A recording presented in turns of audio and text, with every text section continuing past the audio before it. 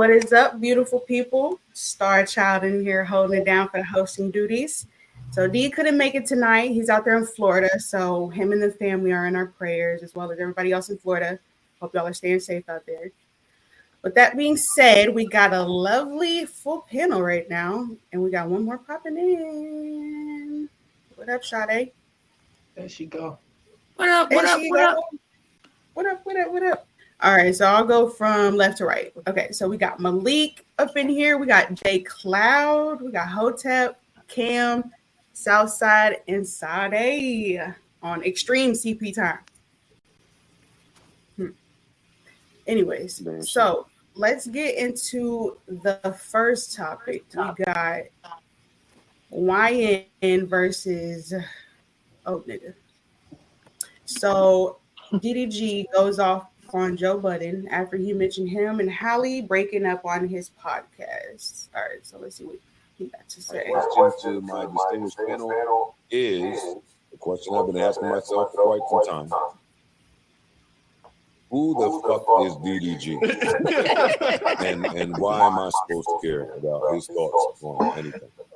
I'm very happy that they have broken up, so I don't get to keep seeing this nigga's name attached to this girl's name when I don't know him for nothing as a stand-alone. And for me, it's important to know people based off their own name and merit of what they have done. I don't even know enough about her. Like, I'm not her demo. Right. I'm not her demo either. But every time I see his name, it's attached to hers, and it's typically in some type of cloud chaser fashion. So that makes me look at him a different way, and hopefully I get to look at him a lot less now that they've broken. Well, she's extreme. You know the DDG I know? That was Jake the Snake's finishing move. The DDG. Whatever. I don't give a fuck what y'all talking about. No, the DDG I knew. That's when Jake the Snake got real mad. That's when he did you like that. I don't know about this new DDG that y'all. Oh shit! That's not really my bag. I just think that homeboy has presented himself to be a clout chaser for the term of the relationship. Last time being mentioned on this broadcast for the rest of eternity. You got to weigh the pros and cons of leaving your famous girlfriend to get all of it. Okay. So let me see. What do you guys think about what Joe Budden said? Joe Budden. Can I just say? Right. Yeah, no, go ahead, Silas. He a hater, but he kind of right a little bit. Like, I can see both sides of the old nigga versus young nigga debate. Both of these niggas be hating on the next one. They just like to point and laugh at the other one and, you know, bring to attention when they do something wrong. DDG and that Halle girl, they are both the same level of famous. Neither one of them is severely more famous or leeching off the other. They both the same level of famous. DDG is a clout chaser. He a YouTube streamer. You can't be a YouTube streamer and not be a clout chaser at the same time. That's just go with the territory. She knew what she was getting into when she got with that man, just like he knew what he was getting into. I will say that DDG real feminine because this little press run he going on about this relationship he was in is feminine. No, she ain't even got nothing. She hasn't said anything. She put out a song and that was it. She did a live performance on IG Live, but that was it. This man been doing interviews and shit all about this woman because she kind of the most interesting thing about him, aside from him being a streamer. She the most interesting thing about that nigga. Mm-hmm.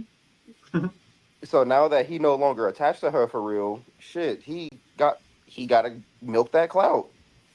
And she gonna see him for the lame that he really is. She asked him in specific, please do not embarrass me. He's embarrassing her. It's all embarrassing. DDG can't get angry because another streamer spoke on his life. If you didn't want nobody in your business, then be quiet. Keep it off the internet.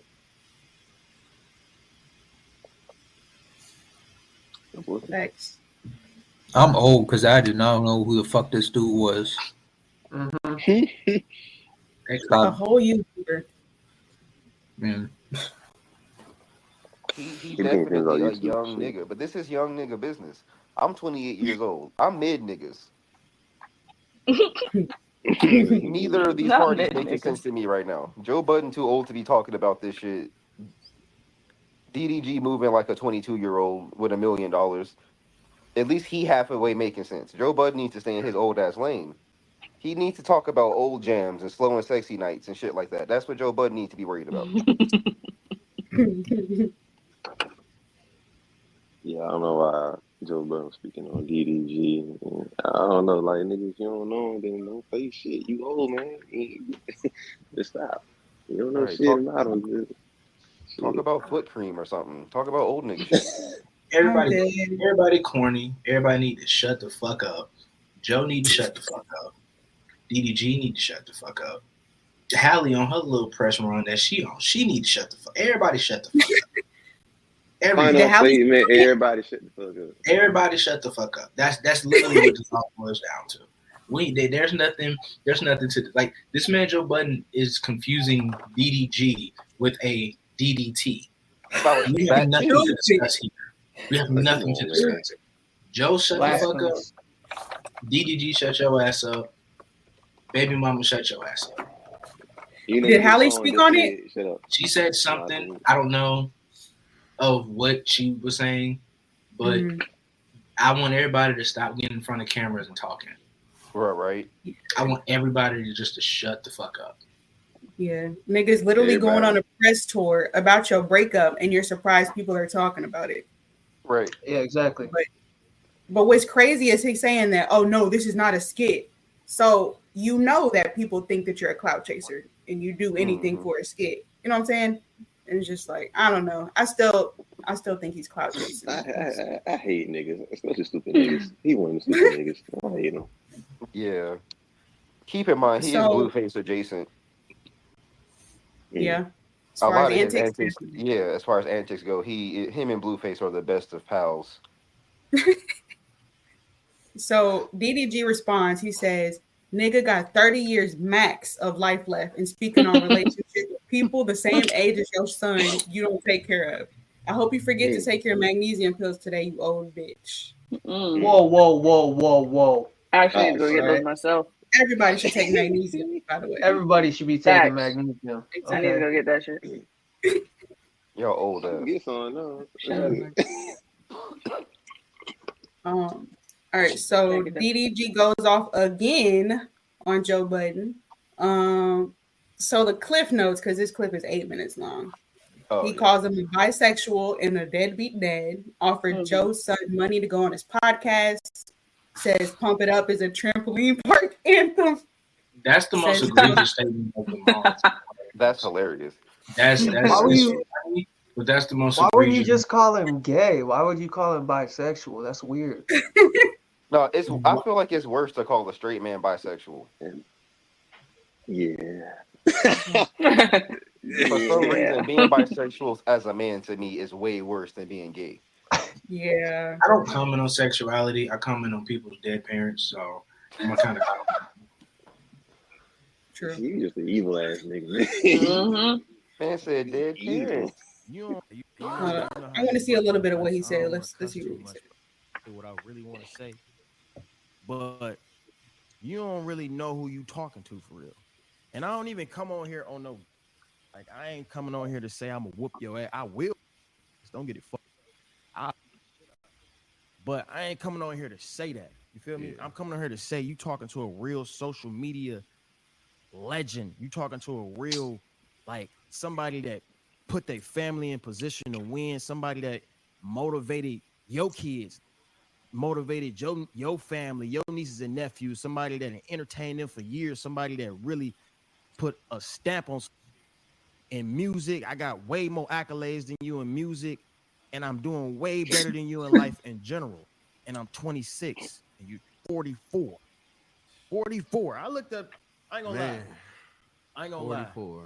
I didn't know who Joe Budden was until he sat next to Academics. Oh, I don't know what label he was signed to. They had that bitch on the radio, but you know where they had it at the most? The trampoline parks. That's the only place I know you from.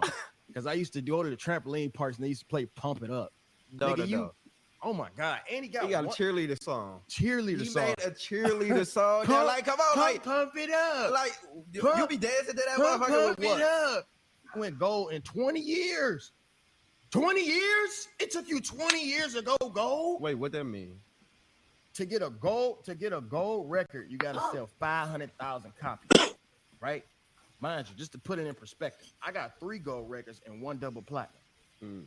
And I'm nowhere. This man is old enough to be my uncle, my pops. Like this is an old man. OG. He OG.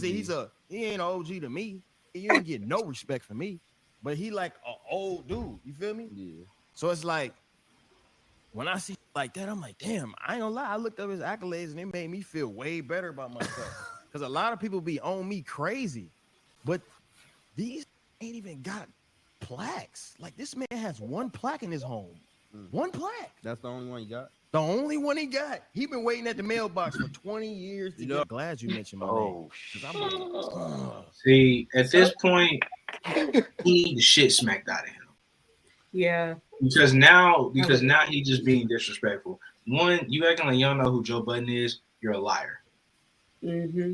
It trust me, anybody, he 26, I'm 30. You grew up learning about Def Jam Fight from New York. You know who the fuck Joe Budden is. Stop playing.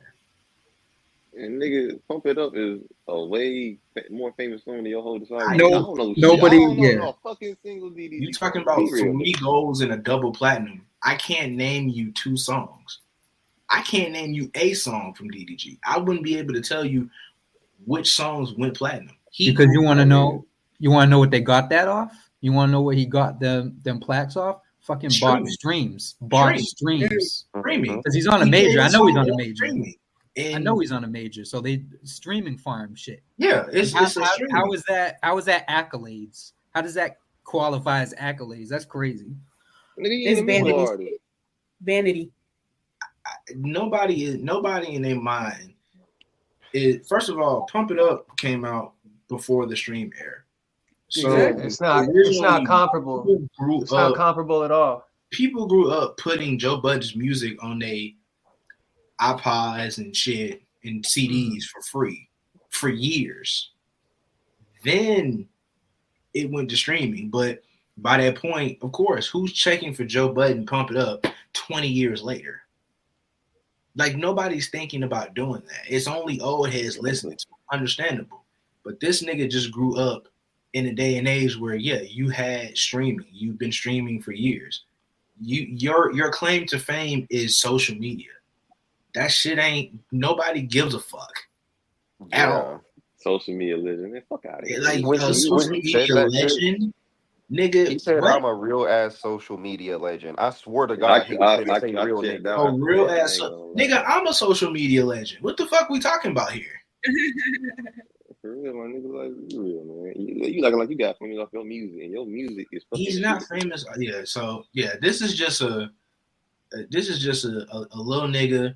It's just like what May said.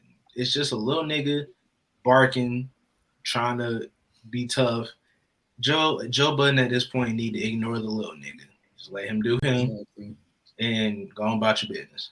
Was what Joe Budden said disrespectful though? No. I mean, the reality is. I mean, in the reality, it kind of was, but with those type of, he's in a podcast space. That's shit that he gonna talk about. So it's like it comes with the territory. Mm. So he's not supposed to respond. I don't have a problem with him responding, but I think that the level of which Joe talked about him and DDG's response is like, that's like me responding to anybody. It's like this nigga went for the jugular and didn't even hesitate. It's like, damn, you didn't even assess the situation first. So how many people? But okay, because first of all, why is he going on a press run about the breakup? Do you think this is clout chasing? His entire career is built off that. Yeah. He has no career without that. Everything he does is for views and attention. Everything is calculated. Everything is basically put in a place to where he's dying for attention. That's how he makes a living. That's how he has all this money, all these streams, all these gold plaques, all these double platinum plaques, clout. Just don't do nothing but put more money in his fucking pockets. Crazy. That's why what he's saying is crazy, because it's like, bro, in 10 years, nobody's going to remember or give a fuck who you are. And in 10 years, people are still going to talk about Joe Budden to some degree. And it's still going to be played at the trampoline park. Yeah, this nigga Joe Budden got one of the biggest podcasts in the world, I think. So, okay. All right. Yeah, I don't know why niggas be trying to talk shit about pump it up anyway. It was a shit right now. Nigga, like, come on, man. That's the shit. For real. Right. Too Fast, The Too shit was Furious, in, nigga, what, yeah. Too Fast, Too Furious? Come on, I'll be Yeah, serious. yeah. Like, come on. I remember when You Got Served came out. I was like, Legend. Crazy, man. Conclusion, everybody shut the fuck up. Keep relationships out of the public. And, yeah. okay, I got one more question because y'all said it was a press run, but all I've seen was that one post where he basically said that they were not together anymore. So he did more than that. Wait, say that again? I'm saying y'all said it was a press run, but all I seen was one post where he said that they weren't together anymore, but y'all saying that he did way more than that. I think he was on like 2 or 3 podcasts talking about it. Okay. Yeah. So he was looking for this and got it. All right. Any final thoughts on this topic? Those zipper pants. Oh, go ahead. Go ahead, Sade. Oh, I was just saying, it's funny how his girl is just quiet. Like, she ain't been saying shit. Mm-hmm. Yeah. He's a chatty patty. That's what I'll say about that. Chatty patty. Okay, so let's move on to the next topic. So Miss Jaguar Wright calls into Star Show after he does a live broadcast about her appearance on the Pierce Morgan show. And the conversation goes left real quick. All right, my main man. Pierce Morgan show. Actually, I appeared on Monday. We filmed it, and it premiered today. Okay. See, what I find so interesting is, and the reason why I really came was because you have so much respect for Sean Carter. That's funny because people that know who he really is does it, which makes you a fan. So what I want to know is this: why are you such a big friend of Vlad? He lied. You know that, right? See, number one, he said all of the shit that he said on Monday because he didn't know that the report about the 9-year-old kid that they found with MDMA and Special K and cocaine in his stomach, they hadn't come out with that yet. See, so Vlad was talking mad fucking shit. Okay, then hang on a second. If you are Jaguar Wright, you want to know what I find? Excuse me. If you are Jaguar Wright, you have to watch the language. If you are. Oh, I'm sorry. I'm sorry. It's just a little upsetting. Okay. Because I hate. But stay with me. I'm gonna lay down some ground rules. Excuse me. Lay down some ground rules, and we can have a conversation. You sound like Jaguar Wright, but I can't be certain. Okay. Oh, no, I am. Okay. Now. This is the objective perspective. And if you don't believe me, it's real simple. Hang on. I'm letting you speak. Hold on. Hold on. There ain't no love in the heart of the city. Okay. I said it ain't no love. I could do that all day. Okay. It's me. Okay. Nobody has a voice like mine. Hang on. I'm going to lay down some ground rules. Okay. Hang on. Okay. So you have to watch the language. That's number one. Number two, it says on the screen. On the screen, this is the objective perspective. I'm nobody's fan. Okay. Nobody's fan. We may have met once upon a time, I don't know, from the Star and Buckwild show. But let's talk about your appearance more so on the. Oh, I remember Star. Yeah. And Buckwild. I remember that. That's me. So let's talk about your appearance. I'm saying you hit a grand slam. In case Buckwild and I was cool friends. That's my younger brother. But now, hang on a second.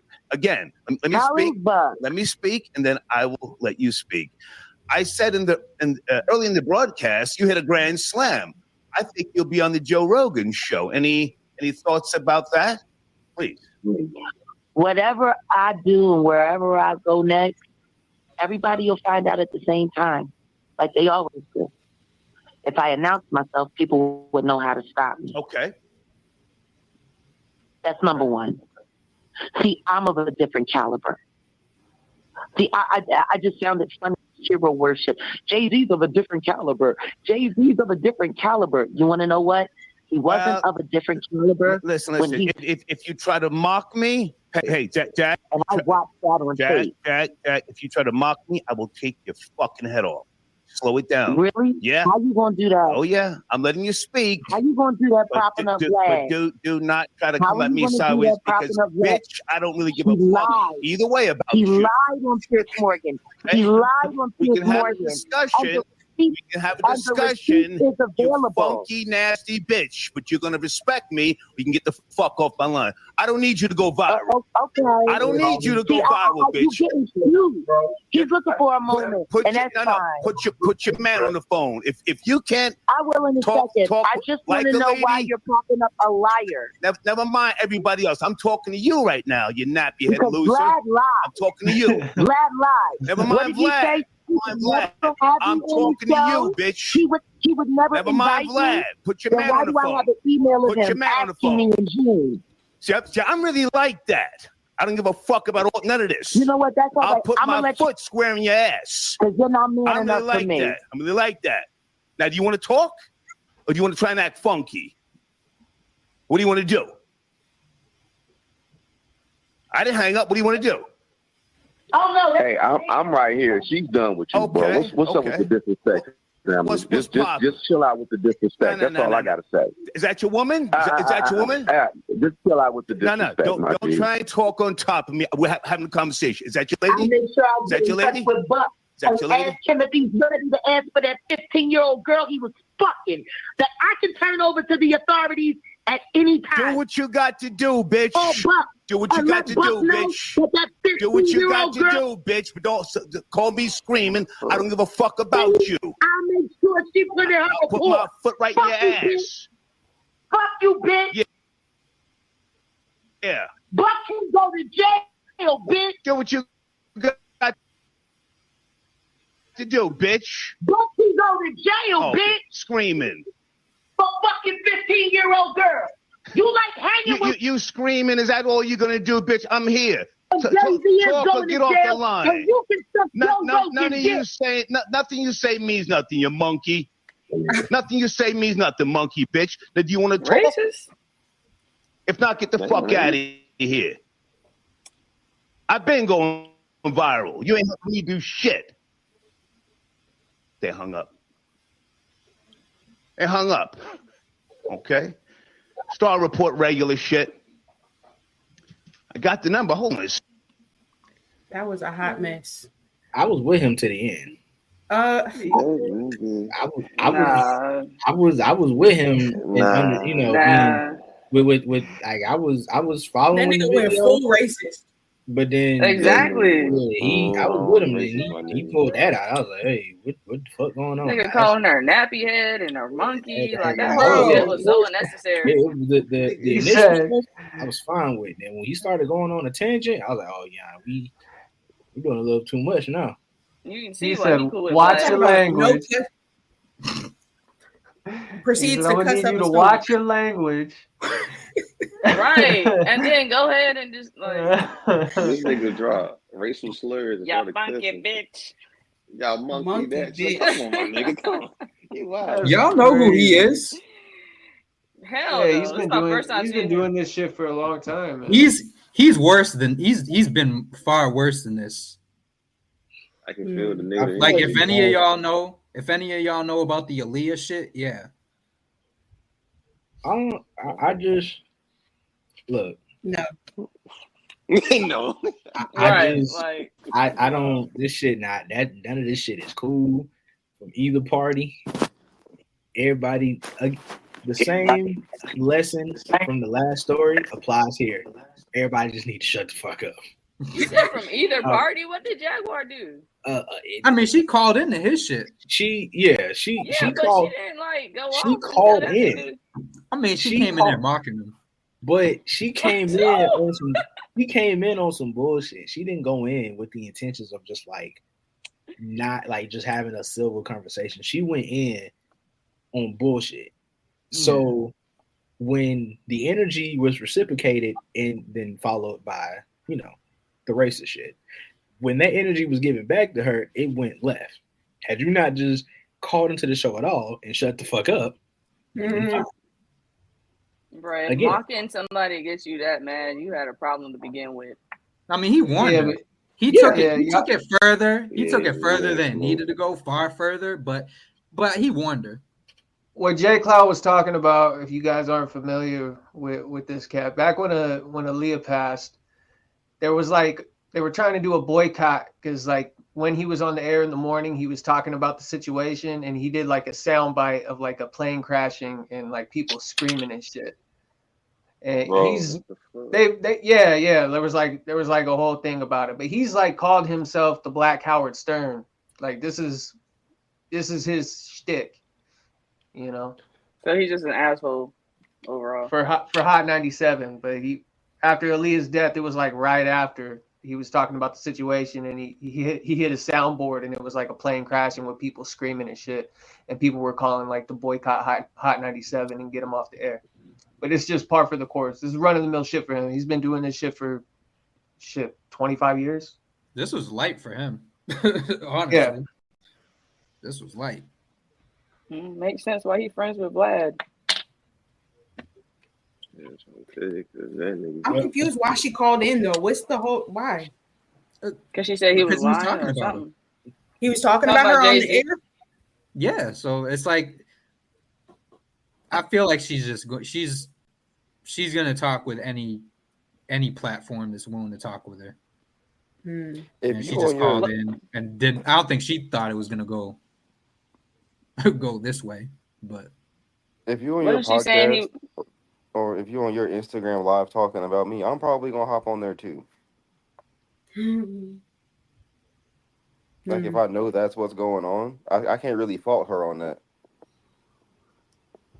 What she saying? He wasn't messing with a 15-year-old. What's up?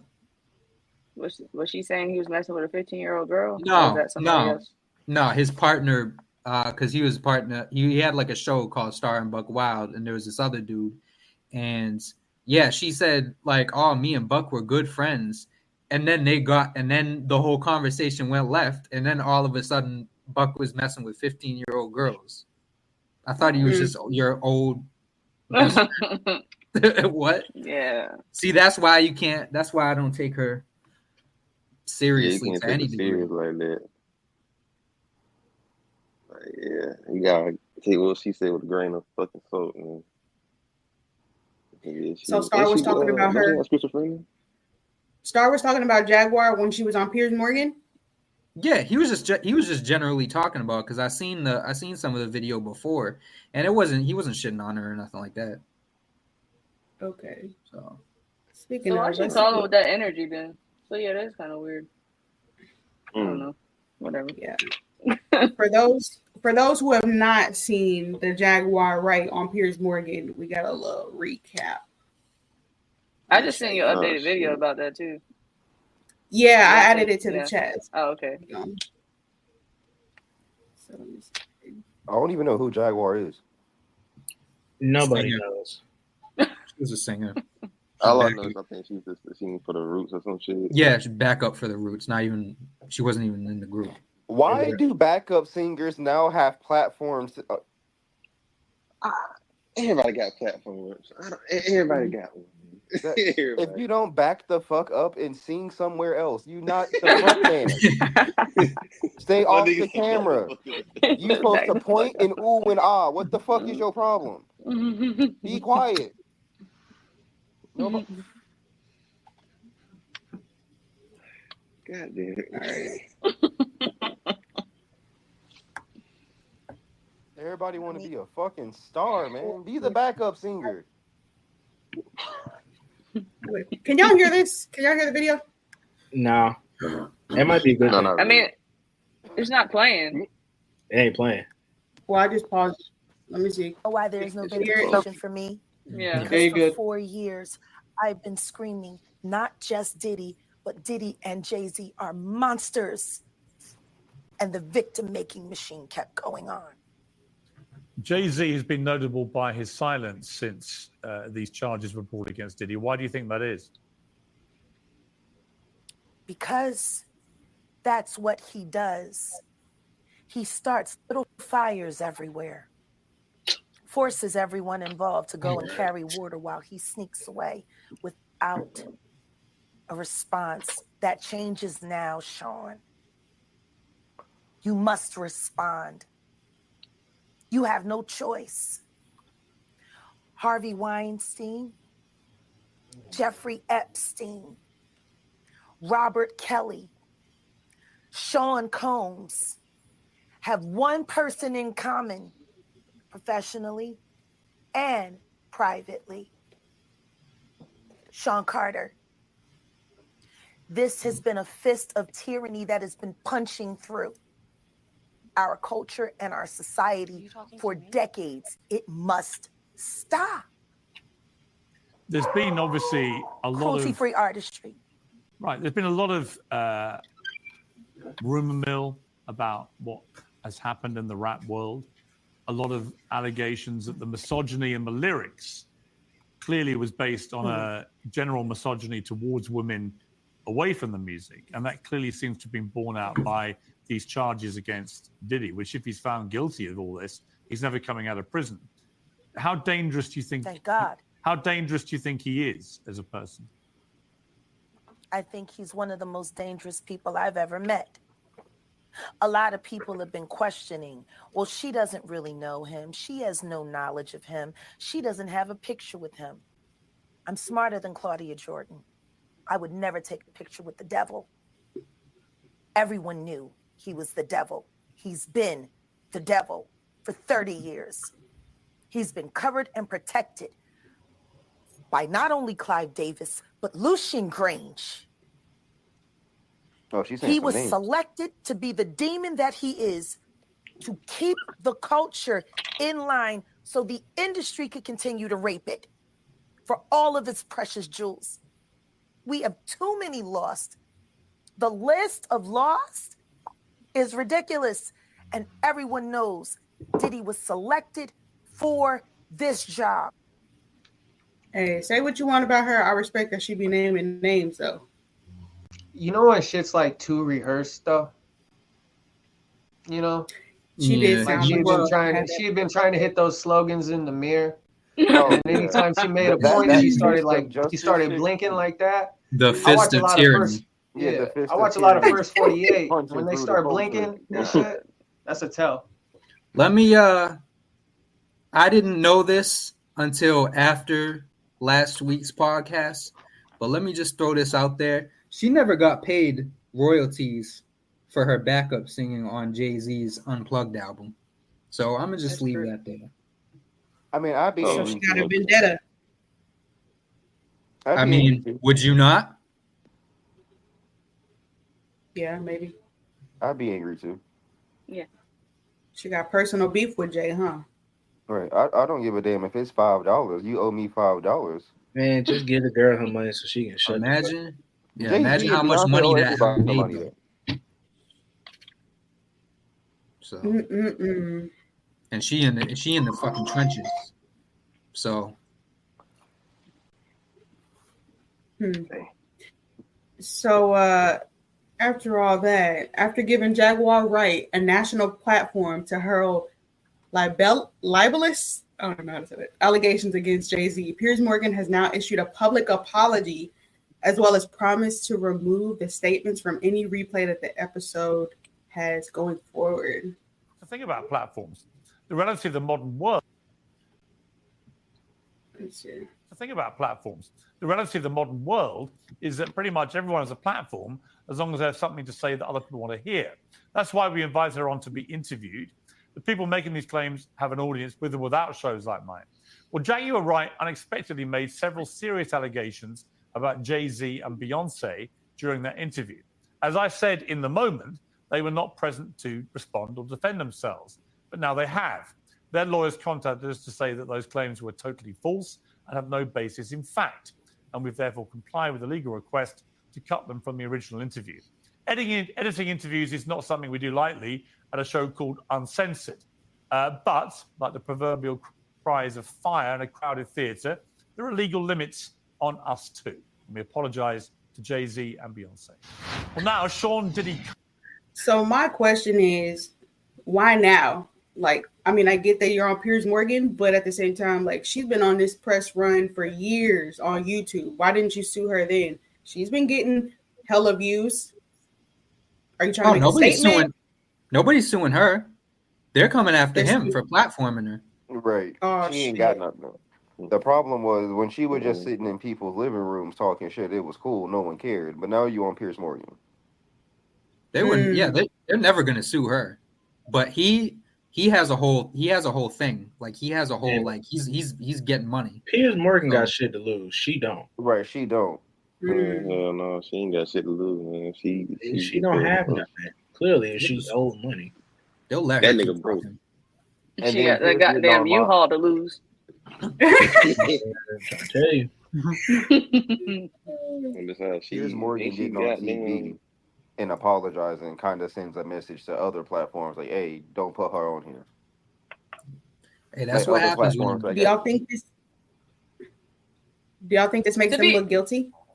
To be fair, he was asking her a lot of questions about Diddy, and then she just sprung in Jay-Z. So the whole point of the topic was Diddy, which is what you see at the very end of this clip when Jay-Z gets his apology. He immediately moves on to Diddy because that was the subject at hand. Jaguar got her beef with Jay-Z, but realistically, Jay-Z ain't on trial. He not locked up. Ain't nobody bringing no charges against him. So as of right now, leave that shit alone. Because as you can see, his lawyers done stepped in and done sent your ass a cease and desist and a formal letter saying, if you don't apologize, nigga, we suing the shit out your ass. We gonna own the nigga. I want my money, nigga. I need my money. So he already knew what you're not finna win the game against a billionaire, bro.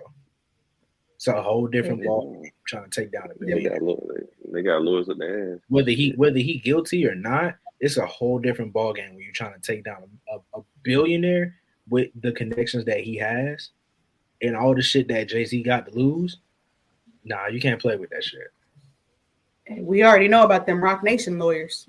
Mm-hmm. To be honest, when I first watched the clip, it seemed like he was trying to shut her ass up about Jay-Z and Beyonce. She kept going. Oh, Piers. He was like looking at her like she was crazy. They're not here to defend themselves. She's very crazy. He was like, "What the fuck is happening?" Please don't do that to me. Right.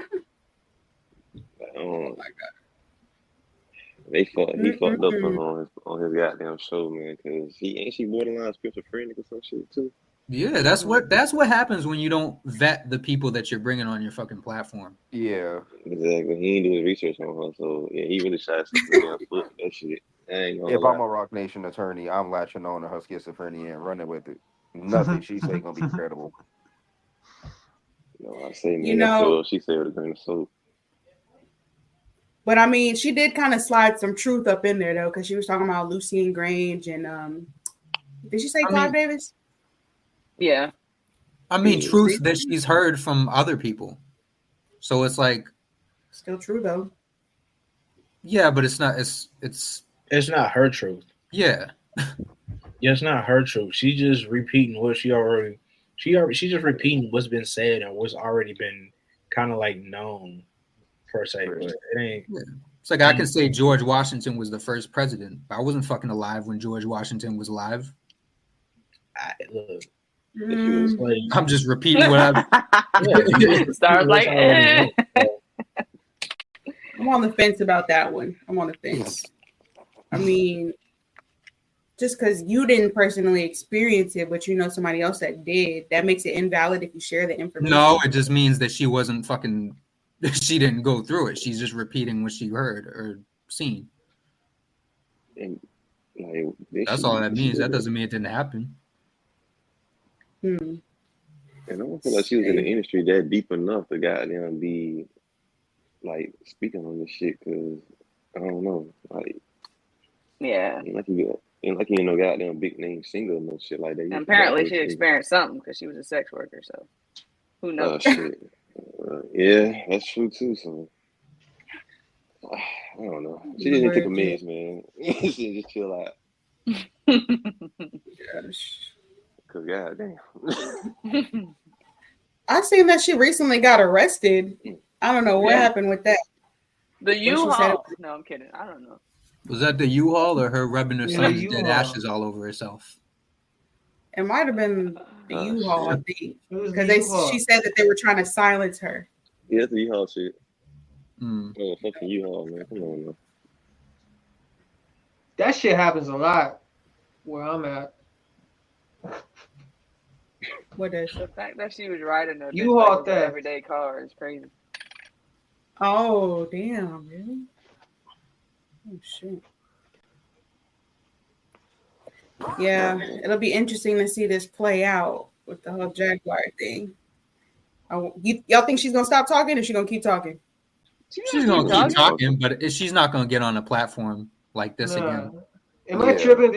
Was she saying when she was doing the interview with Star before he started cussing her out? Did she say something about trying to get on Joe Rogan? No, he said that, like, I see you going on Joe Rogan next. Oh yeah, Joe right. Rogan ain't fucking touching this. Joe ain't getting anywhere near that shit. That might break the internet if she go on Joe Rogan. No. Or they might have a conversation like, hey, do not mention any names that we're not talking break about. his fucking platform. Yeah, he ain't doing that. Get him pulled off the fucking air. He's Oh yeah, they would sue the shit out of Joe Rogan, man. They would. That's why he's the GOAT, because he don't be doing no stupid shit like that. So he plays stupid, but he's not stupid. Yeah, I mean, that's what I mean. They just come to an agreement like, hey, we're just gonna talk about Diddy, nigga. Don't say nothing else. Then she can go on any platform. I'm assuming. That's but not of all gonna the happen, people though. to give a platform about the Diddy situation, I don't think it would be her. So I guess gotta be somebody more credible with an image that isn't that tarnished. Yeah. So I mean, talking about Diddy's free game, I guess, right? Yeah. Because since he's get Cassie up there. Yeah, I was about to say that a Cassie interview. Shit. Oh Lord. Oh man. That would break that's But shit. she got a check cut though. So she did. You don't know. And that's crazy. He paid that woman that money check. and he's still going down. Like I know he pissed. It was what, 30 million? We don't know actually, but we're assuming it's 30 million. Something like that. I think she only asked for 15. Was it 15 million? He paid her way more than what she asked for. Yeah. I know that much. Which tells me he did all that shit plus a little bit more. All right. Any final thoughts on Jaguar? Crazy ass. Keep her sit her crazy ass down, take a meds. Get you a publicist. Somebody you can explain yourself to, and then they can explain yourself better than you. That's what she needs. Write a book, Please. bro. A book, yeah. Yeah, She need to like find a better way to like monetize herself, because like this ain't it. Well, they are paying her to interview her, right, on these YouTube. It's like videos? 2 YouTube channels. It's like 2 channels, and The it's same channels. Yeah, and it's one of them is like they interviewing like Orlando Brown, like oh shit, Gene. That's Deal. the only thing keeping him alive. Yeah. Yeah. I just said the other day, I'm like, yo, that platform is fucking low key worse than Vlad. They're getting up there. Yeah. Damn this shit. I was wondering where all the Orlando Brown clips keep coming from. They're always popping up on YouTube Shorts and shit. Yeah. He's on that damn platform. He's not with his damn, so shit. Orlando Brown is just somebody you can sit a camera in front of and content creates itself. Yeah. I really feel like it's predatory anytime I see that man in front of a camera. Exactly, it is. Yeah. It is. They know what they're getting into. People were doing the same thing with him at first. Like, oh, he's speaking real truth. He's saying that real shit. I'm like, bro, do you not? Are you? Am I the only one? Am I fucking tripping? Am I going crazy? Man, every once in a while he'll say something real. Just But like that- that. Every once in a while. Niggas' whole images be based on every once in a while. He's crazy. He's under a drug-induced psychosis. I mean, like, I started to think I was fucking crazy. Yeah. All right. Well, stay tuned to the Jaguar Wright saga. Let's hope it ends here. All right. So next topic. DJ Academics ripping off the veil of Kendrick Lamar. Act says, how can K-Dot have more Grammy Awards than Drake, Nicki Minaj, Nas, 50 Cent, J. Cole? The awards show gave him all the awards, but he's anti-industry. All right, so let's see what this is. Sure. Has said that there are songs that are going to be in the consideration of the Grammys. Now, for being the consideration of the Grammys, it has to mean you have submitted these songs. So it apparently has reflected that PG Lang has submitted not only Not Like Us for Grammy consideration, but also Euphoria for Grammy consideration. Okay. Now, as with that, we had seen like a day before that apparently the Grammys were asked to consider Not Like Us in particular for a few categories, 5 in particular. Best rap performance, best rap song, record of the year, song of the year, and best music video. And that's what I looked at and I said, interesting. Now, let's be very clear.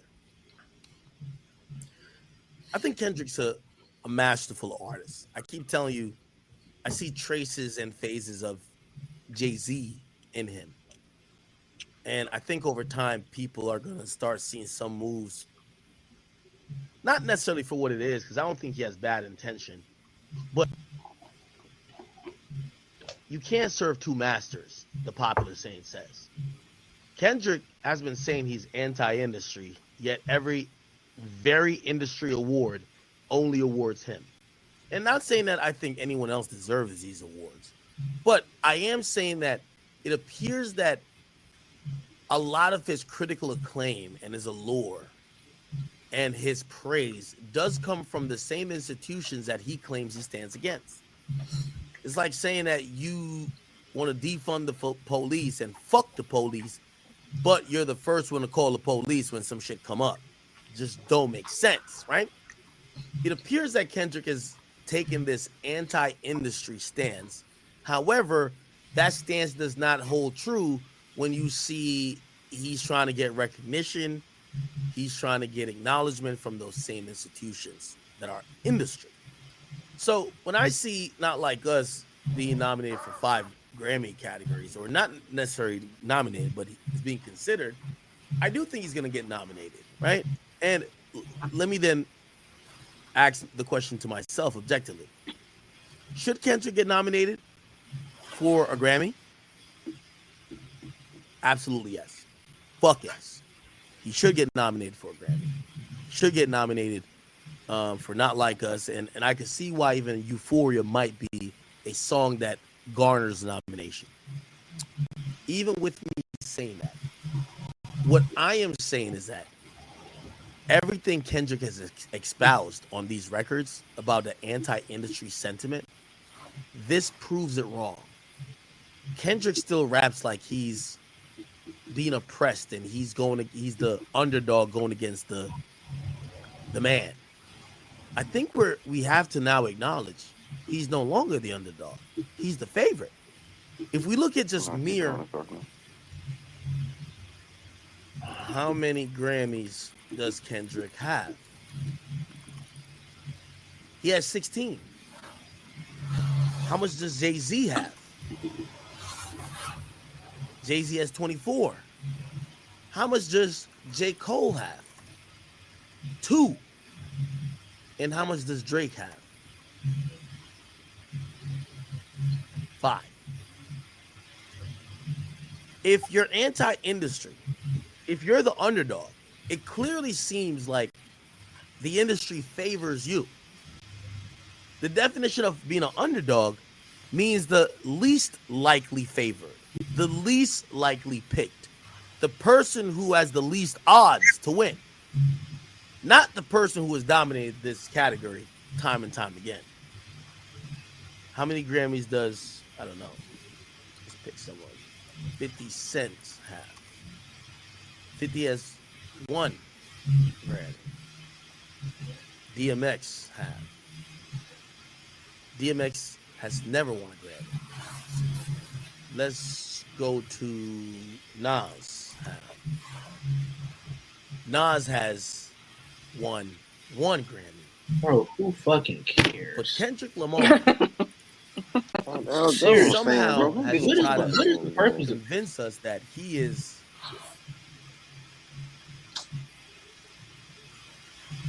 What'd you say? What the fuck is the purpose of this? He's anti-industry, but because he's getting Grammy awards, he's going against what he's saying. Is that Eminem was anti-industry, and the FCC still wouldn't let him be.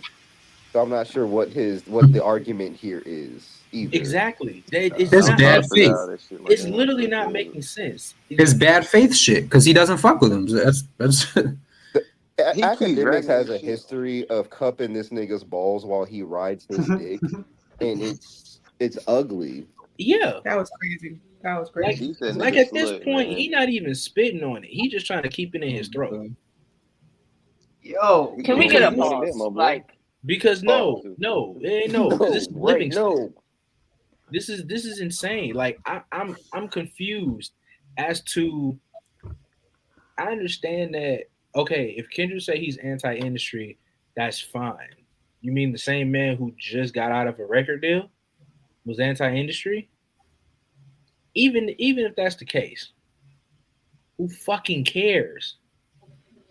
The industry, the people who are in the industry who make music, if you're complaining about Drake not having enough Grammys or Nicki not having enough Grammys or whomever, tell them to make better fucking music.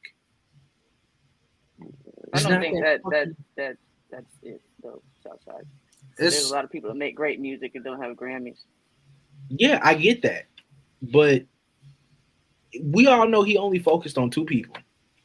Mm-hmm. If this was anybody else talking, I'd be like, yeah, good point. A lot of people who are talented don't have Grammys. Makes sense. He's only focused on Drake and Nicki Minaj. And realistically, it's not our fault that Nicki Minaj is trash and can't win a Grammy to save her life at 41 fucking years old. Who fucking cares?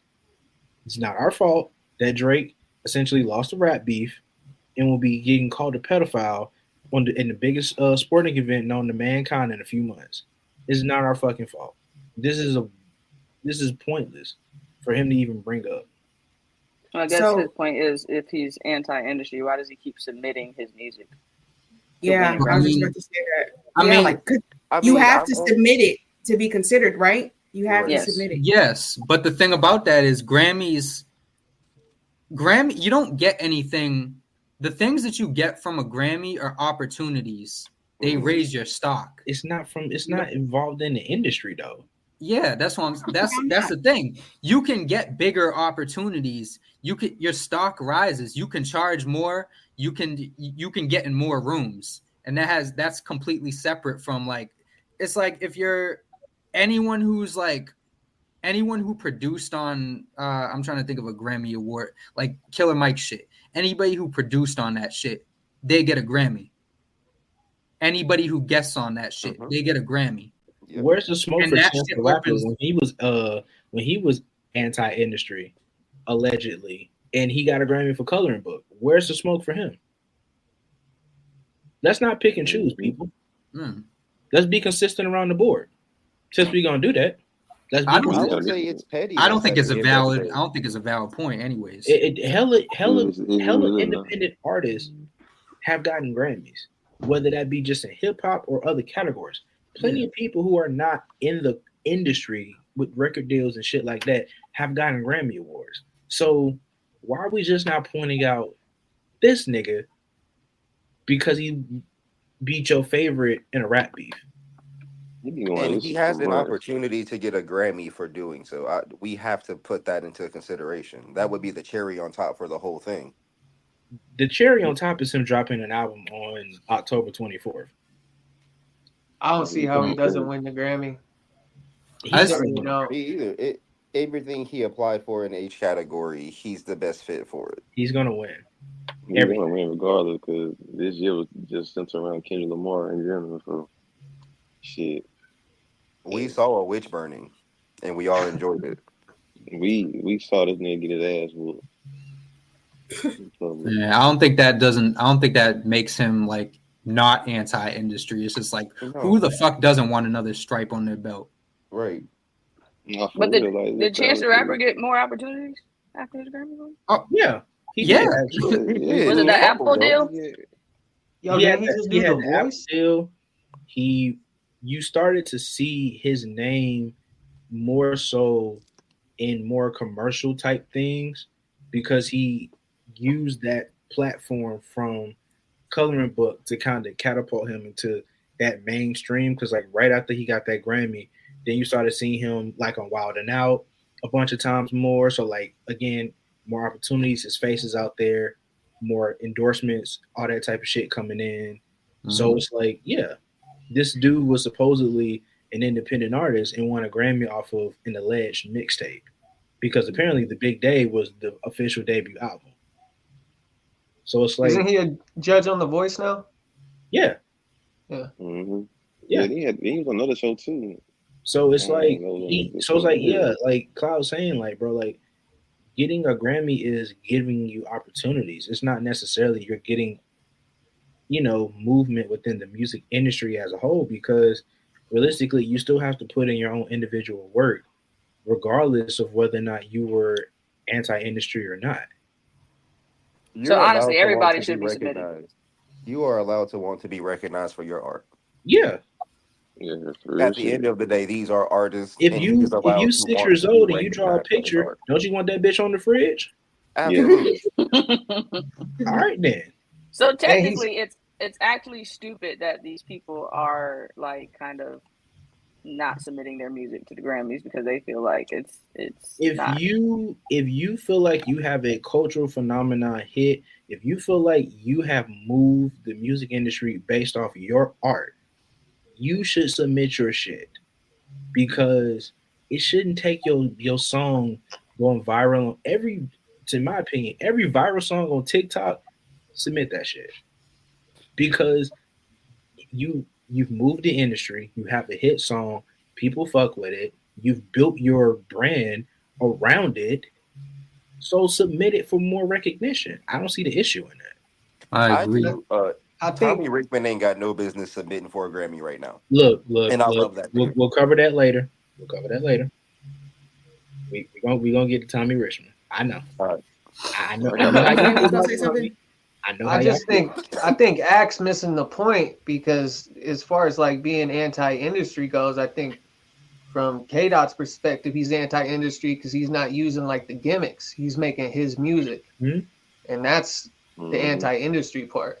It's like, because if you succeed in said industry without using the gimmicks that are kind of like the cookie cutter mentality where everybody else succeeds in the industry, that's kind of anti-industry, in my opinion. He's not using the machine; he is the machine. That's what I'm saying. That's my point. So I think he's completely missing it. Well, it's Livingston. He dumb as rocks. I hate how he just like try to pontificate and get all nerdy with this fucking sound system shit. But here's the thing, bro. Like I'm articulate as fuck. I know a lot of words, but I'm not gonna fucking make an 8-minute video when he made his point in the first 30 seconds, and then he just did a bunch of word salad for 8 minutes. Because that's what he does, and it makes him sound dumber. In my opinion. That's his whole gimmick. Like he wants to come off that he's smarter than what he is and what he's talking about. But realistically, he could have easily just said, "How are you anti-industry and you're submitting your work to the Grammys?" Just be dumb, dog. Shit. Your I'm point has anti-capitalism, and I been still made. So submitted researching like why everybody 30% doing of all my this other shit taxes. don't matter.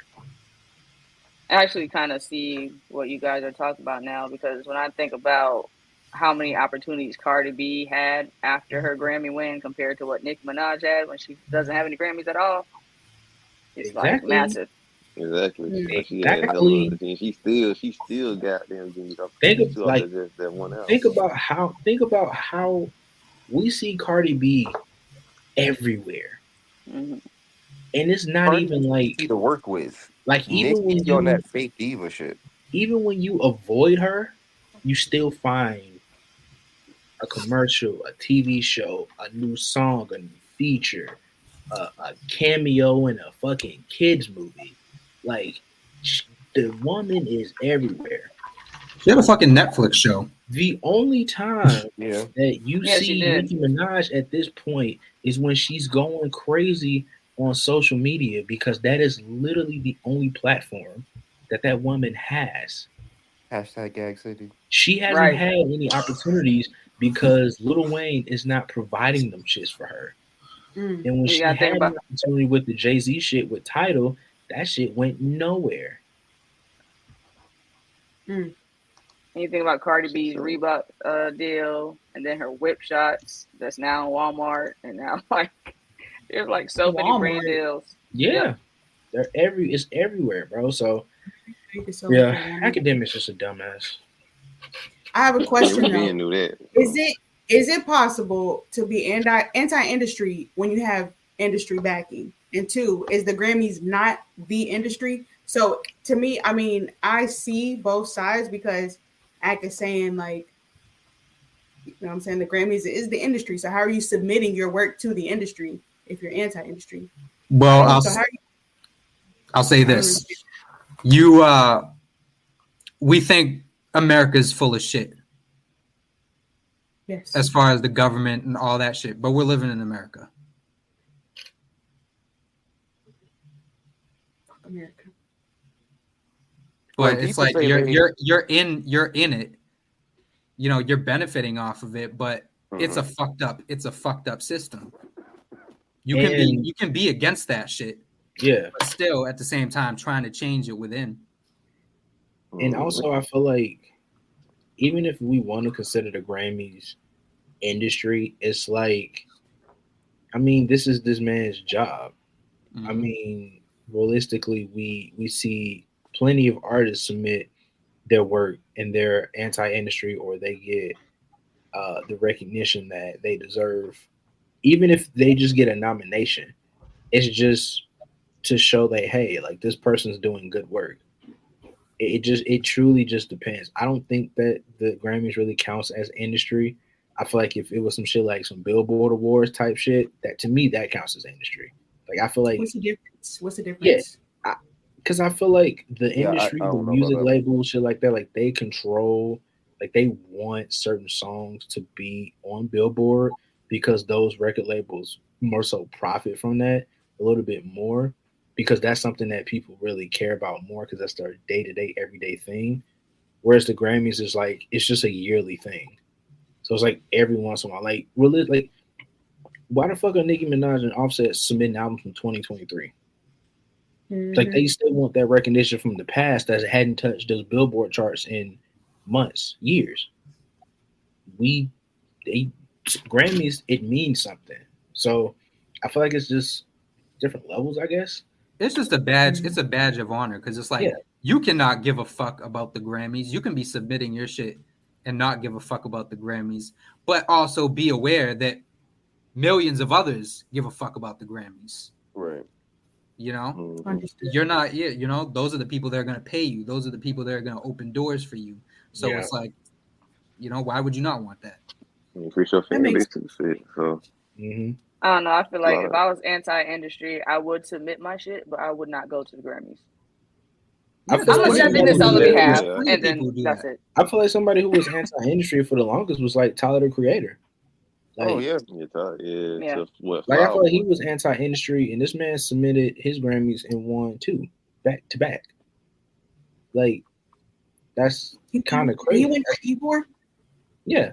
And it was in the he wrong won Best category. Rap. Yeah, wrong he won Best category. Rap. He won it for hip hop, and that's not even a hip hop album. It's not even a rap album at all. It's not even close to being a hip hop album. It may have. I think there's only one hip hop song on there.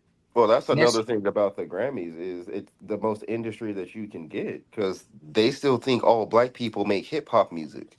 Yeah, That's that is true. true. Cause they always lumping up alternative music album to the rap category. I don't know why they do this shit. Hip hop just mean black. That's it. Yeah. All right. So in the hip hop category. moving on, we got some of the people that submitted for Grammys. We got Flo Milli for 2025.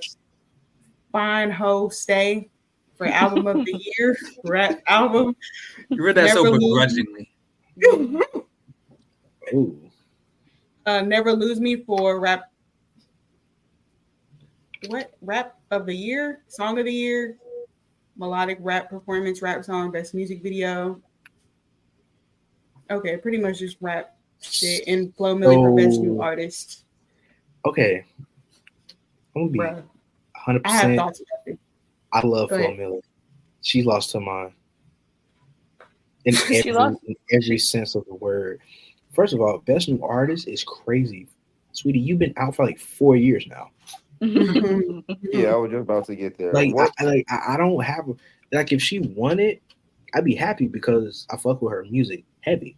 But like you've been out for a long we've been listening to your music since the pandemic. You ain't new. You've been I think around. because she just broke out into the mainstream with that song, Never Lose. And again, I liked her album, but that album is not. Album of the Year is crazy. Like The I audacity. feel like with some of these submissions, a lot of artists are not really being honest with themselves, and they're like just submitting just to hope that they like y'all wasting the people who are reviewing and going through this stuff. Y'all wasting their time because if I'm doing Album of the Year category and I see Flo Milli name pop up in front of me, I'm immediately moving to the next one because. Why would you even do that?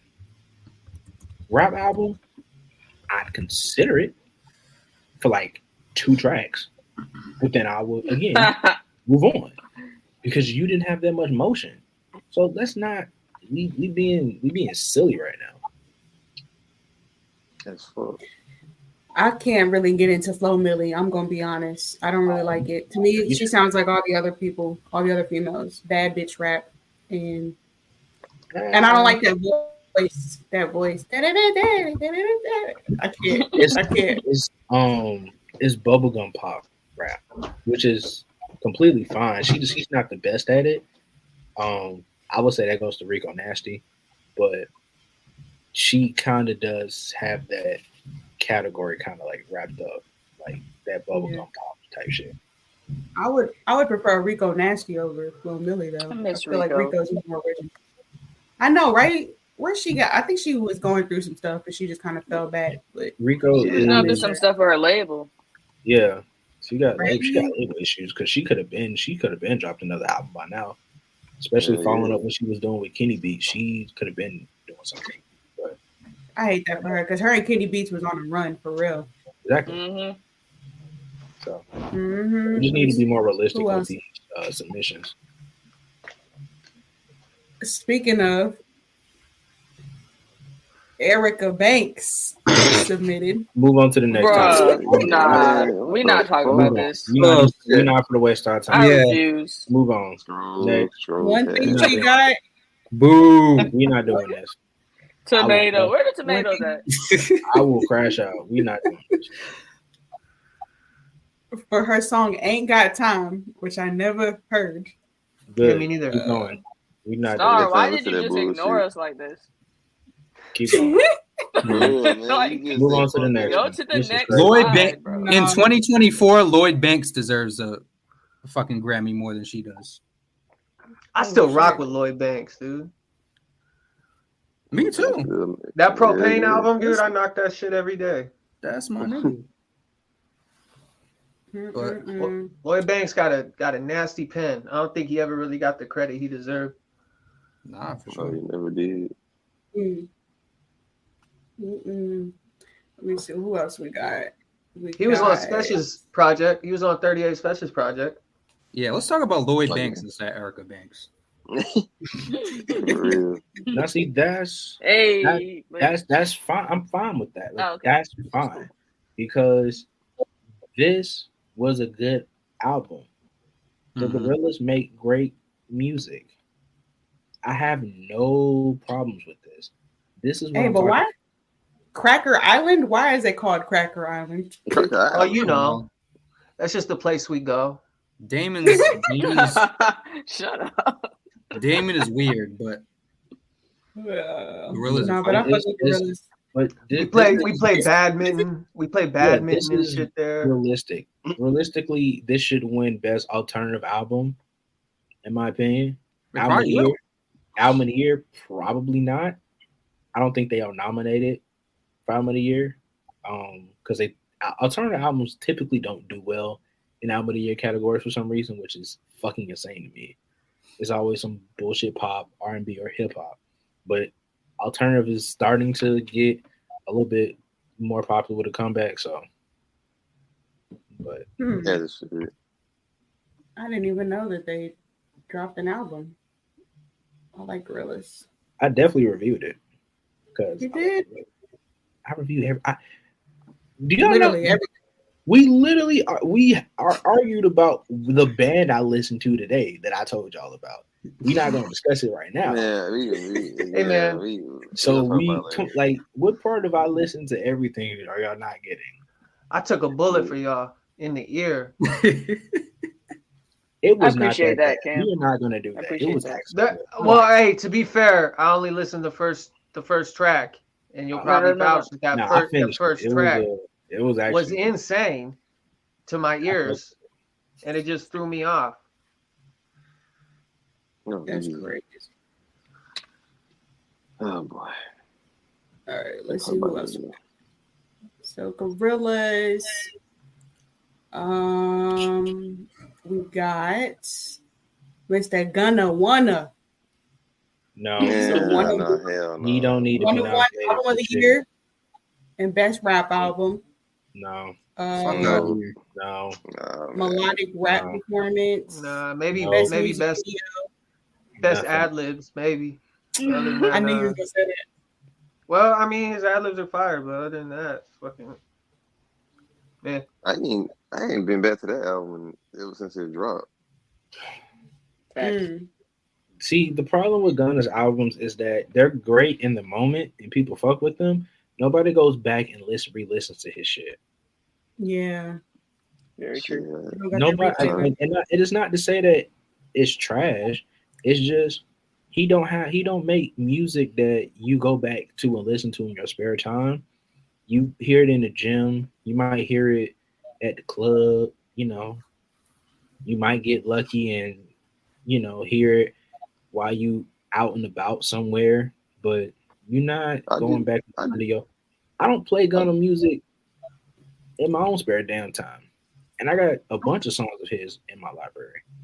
I think his older stuff has more replay value. Like, I play Sade music more than I play Gunna's. Like, oh wow, he don't have no replay value. Sade does. Like, that's the difference. I'm gonna shoot them some bail. Chill out, Black Lippers. Don't get your hopes up. All right. I'm gonna shoot Gunna and Erica Banks some bail. It's like, I think for the longest time, everybody with mainstream access has always submitted their albums to the Grammys. We just see it now, or these people put it in our faces.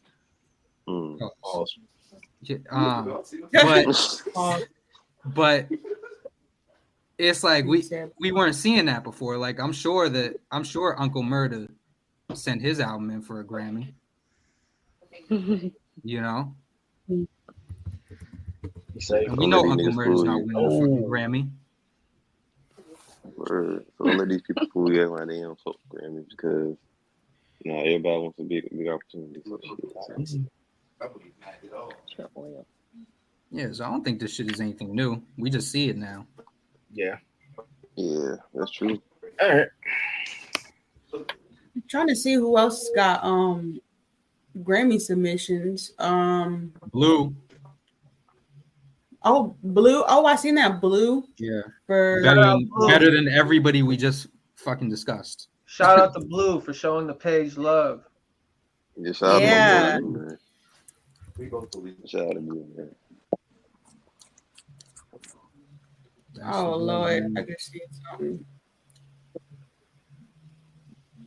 Fucking Glorilla. Everything. She might actually get it. She might. Yeah, I don't really give a fuck about that shit, but she might actually get that. Why do you think that? She got a strong Because of how massive her fucking single is. Just off the strength, that might get it. I don't know about the album. Yeah, Glow probably could get record of the year. She could. Okay. What is the difference between not if she up? No, not if she up against fucking Not Like Us. Oh yeah, never mind. Oh yeah, never mind. Yeah. She's over for that.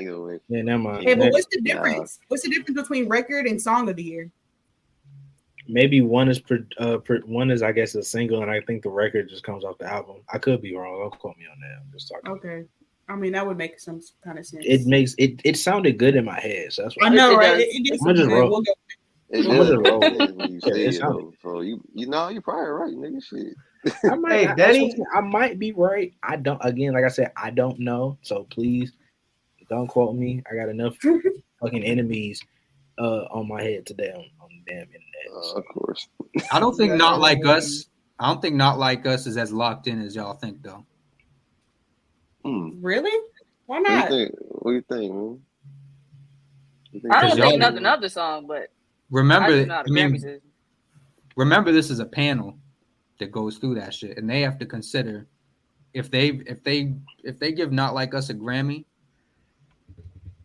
he's never gonna fuck with them ever again. Who? Yeah, that's a good point. Drake. That's the same thing as what we're looking at now is Eminem don't fuck with the Grammys, and he still submit his shit, and they pick his ass to be nominated a lot.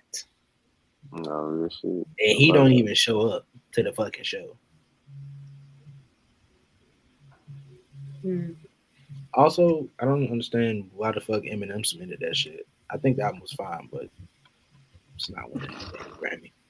Nothing of this category is winning a damn Grammy. Yeah, but at the same time, the Grammys never gave Machine Gun Kelly Killshot a Grammy. So if they did that, I don't think he would ever submit his shit again. Saying Machine Gun Kelly and Grammy in the same. Yeah. That's a crazy coming. What I blame Diddy. Because he mixtape Machine Gun Kelly was elite. That motherfucker was like Ja Morant rookie year. That nigga was elite. Chip Off the Block? Man, I tell you, when I heard Chip Off the Block for the first time, nigga, I said, oh, we got another one. I said, white niggas finna take over the game. We had Mac at the time. Then we had Machine Gun. I said, oh, the white people coming for us. It's a wrap. We done for. I thought he really wasn't this bitch. As soon as he said he signed the Bad Boy, I said, oh, that's a wrap. Yeah, that was like the most horrible decision. Who was his friends at the time? Cleveland was moving back then too. Yeah, man. You remember Chip the Ripper? Yeah. Cleveland was cooking back then. You had motion. Like he had mixtape motion. Not a lot of people have mixtape motion. Once you get that, all you need to do is drop that debut album. As soon as the debut album came, it was like flat.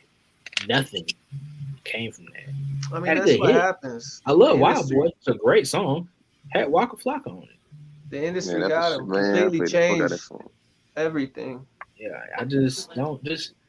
Me personally, I would never sign to a label that had French Montana on it. That's just me. If French Montana on the label, I feel like that's beneath me. Because why would I do that to myself? Yeah.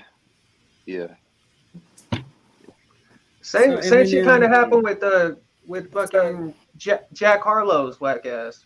Because I don't know if you guys remember, like when he first got on the scene, dude, Sci-Hi was co-signing him on his freestyles when he went up. I don't know if it was Funk or Shade 4-5. This is like a couple years before he really popped up. Sci-Hi was co-signing him and going on interviews with him and shit. And if you listen to his music back then, it's like it's not even the same shit at all. Well, that's what happens when you let other people write your shit and you stop being authentic. People get in the industry, they get that mainstream success, they completely flip who the fuck they are. They get lazy and shit. They get lazy. I get it. Studio time is expensive. You gotta lay down these tracks. You need some shit already done. I get it. You shortchanging yourself, big fella. Because I ain't fucking with that shit. No shit. Beyonce, are we surprised? So No. Cowboy Carter, Album of the year, country she'll album. get the consideration for album of the year, but I think some white folks really, really are mad at her for thinking that how dare you make a country album? How dare you protrude art space? Like they not fucking with her when it comes to this country shit, and it's so sad because it's a great album and it's country. It is very much country. A great album. I mean, she's from, I don't know why they mad. She's from It's in my Texas. top. It's in my top 50. Shit. I'm not gonna sit here and lie like that. That country Beyonce album trash. Look, there's a lot of albums. I have a list of 100. I don't think I gave it anything higher than like an 8.5. And 8.5 is like in the 20s or 30s at this point for me. She's definitely gonna win something, but I don't know about album of the year. I feel like she might win country album of the year. Yeah, maybe Texas Hope. Hold'em. I hope she do. Crazy when she won that country. Or that song with Post Malone. I haven't heard any. Let me tell you something, but the country music channel don't play no type of Beyonce. They're not fucking with that. Let me see who else. Okay. So apparently Kendrick Lamar sent in Not Like Us and Like That for Grammy consideration. Why not? Some people. Oh, shit, that's the goddamn. Like That is the only reason Future is currently relevant in 2024 because them other albums was fucking trash. Shit, that's a lie. Wait, how can he send that in if it's not his song? He said that's a lie. It could be feature. Could be like ain't like a feature category or something. Or am I tweaking? I might be. I mean, if the song wins, he still wins. Yeah. And anybody who participated on the look, if I was a feature on somebody's song and that shit went viral, and that shit was a hit song, I'll send that shit in. I don't give a fuck. Yeah, You gonna get mad because I submitted us for an award, nigga? Because we want some recognition, nigga? You mad because we got an A and I want us to get extra credit? The fuck out of here with that. Yeah. Let's see. We got some pop. We got Miss Tyler, Best Global. Got moved from Best Global Music Album to Best Pop Vocal Album. Man. Is there a time limit on like when you can submit an album? Does it have to be within the year or? Maybe with like within 12 months. I don't know. It has to be within like at least 2 years. Okay. I'm surprised she didn't submit her song. Yeah, water. Yeah, it has to be at least. It has to be at least within like a year or 2 years or a year and a half. Because if you submit shit from 2023 and the award show not till later, it's like, how far back can we go? But this, no, trash. Next. Yeah. Damn, nigga. Shit. Let's see. We got your boy Woozy. Got us some boozy. He I don't know what submitted himself for Best New Artist. He probably would have won. He might win this. He might win. He probably would have won that. Country song, Song of the Year, I ain't gonna lie, Record of the Year, Country a bar album. song gonna win something. Yeah, got to. It's gonna win something. I don't know what. It's gonna win something. I think it might win country song. Yeah, he might get country song. He's not gonna get country album. No, all I know is if my nigga Cole Swindell was in that country music category, we would be cleaning house. You know what this? You know what that means? If he wins, fucking Jaquan gets a Grammy. Aw, It's gonna be the best day of his life. We win, we all right. Wait, if he wins, what? Jaquan gets a Grammy for a bar song? Because he has writing credits on that. Swear this nigga just cleared the bases. On the album or the song, a bar song? The song is from Tipsy. He has You writing remember credits. Tipsy? That's like a direct. That's a direct interpolation. That's writing credits. Of what song? I'm sorry, I couldn't hear you. Jaquan Tipsy. Tipsy, yeah, bar song. He did? Yeah. Oh wow, I'm sure I never heard this song in my life. So Oh, you never heard this song? Oh, that's why you don't know. Yeah, bro. Yeah. What are you listening to? You sound like I don't like not hearing shit. I don't like country music. I can't get into it. I don't No, either. it's not a country song. It's not a country song. Country. The few seconds that I heard, it sounded country. Well, yeah. We were talking about Jaquan Tipsy. When you talking about Jaquan Tipsy, Jaquan song Tipsy bro, I is thought you not. said. No, I'm not gonna say what I thought you said. Country. This song is a direct interpolation of Jaquan Tipsy. Yeah. So Bro, I thought you said Jaquan something would win a else. Grammy. Yeah. Jaquan would win a Grammy if he won a Grammy. Okay. So you did hear that song? No, I only heard a few seconds of it, but I skipped because I hate country music. I hate country music. Country music ain't even that bad. I mean, every Hold up. all mainstream. Not everybody's talking about fucking Deer Park and fucking tractors and shit. All mainstream country is like it's all popified now. It's not. I listen to a lot of like outlaw country, like Coulter Wall and Tyler Childers. There's a lot of really dope. Star, I'm gonna send you some shit because there's some outlaw country like you need to listen to some underground type shit that you can't listen to it and not be like, damn, that's hit me in the feels. You need to hear some bluegrass. Isn't Charlie McClain's country, right? Or am I getting her mixed up? I don't think I feel like I've heard that name before, but I'm not sure. Like when I think country, I think like Johnny Cash and shit. I don't think what. We got Southside's girl, JoJo Siwa.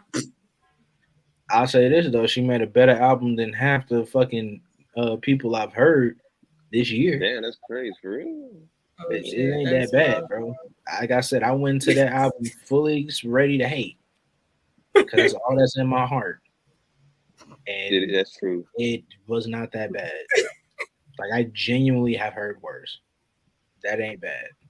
That's literally how I feel about a lot of independent artists or a lot of records that don't get a lot of good press.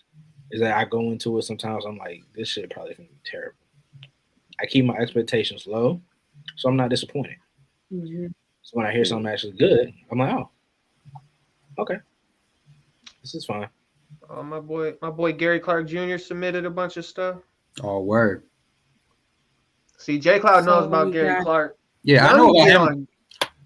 I know about him. Get on game, dude. If you don't listen to Gary Clark Jr., I don't know what the fuck you're doing with your life, honestly, dude. Nah, he's dope. He's dope. He's crazy. He's crazy. I'm gonna check him out. Y'all got some good recommendations, so yeah. So we got this one. I mean, generation. So I don't know exactly what he submitted. He said the album is in the system to be voted on. I'm assuming like album of the year or something, rap album of the year. But I mean, that's I really dope like they submitted it. I might be a little biased, but I love this album. It's been. That's dope they submitted it, but I mean, realistically, I'm not. Let's be real. I don't see that happen. Let's be real. But I mean, hey, Killer Mike won. Anything's fair game, I guess. I mean, Killer Mike is objectively a bigger artist than Currency. Like Really? that's not even. I mean, right now, yes. Yeah, right now, yeah. He already had Grammys at that point. I mean, yeah, Like that he won by himself. He was featured on a song. It doesn't matter. I'm just curious though. Was it because he was featured on a song or was it his song? Yeah, multiple times though. But that doesn't Featured? matter because that boosted his profile regardless. That was the point earlier, that people don't like, artists don't really give a shit about the Grammys. They give a shit about what they get from the Grammys. Mm-hmm. Shit. But yeah, shout out to DJ Fresh. Wishing you luck on that one. The next one. Shout out to, well, of course, shout out to Currency. That's the dude. But yeah, so the next one is Cardi B for her song Enough, Miami, for record of the year, song of the year, rap performance, rap song, best music video. No album though. Let's see. Punteria. I've never heard that song, but whatever. Best music video. Shakira. Oh, okay. Yeah, interesting. That'd be crazy if she freaking won a Grammy off that song. Did anybody like that song? That single? Maybe the video, but I don't see it getting anything else. She got a habit of having fire videos for crap songs.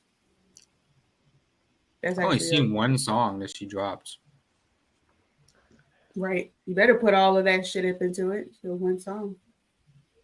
Let me see who we got. And last but not least. That's crazy. Drake only submitted 2 songs. What songs did he submit? You My Everything for melodic rap and Sideways for dance pop.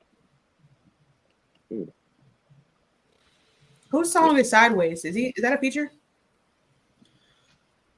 Oh no, I don't listen to Drake. I think that everything is Sexy Red. All right, so this one, last but not least, Nicki Minaj. Southside's favorite. Southside's favorite rapper. Southside's homegirl, Nicki Minaj. So Pink Friday 2, album of the year, best rap album, best engineered album. I guess it stands for Fuck the Club Up. For record of the year, Yes. rap performance, rap song. Everybody for song of the year, pop duo / group performance, and R&B melodic rap performance. Interesting. What do we think about that one? She should have just never submitted. Good luck. She never wins Grammys. I don't fucking care. Good luck. I don't think she's gonna win these categories at all. No, I don't think she's gonna get nominated in general. I don't see it.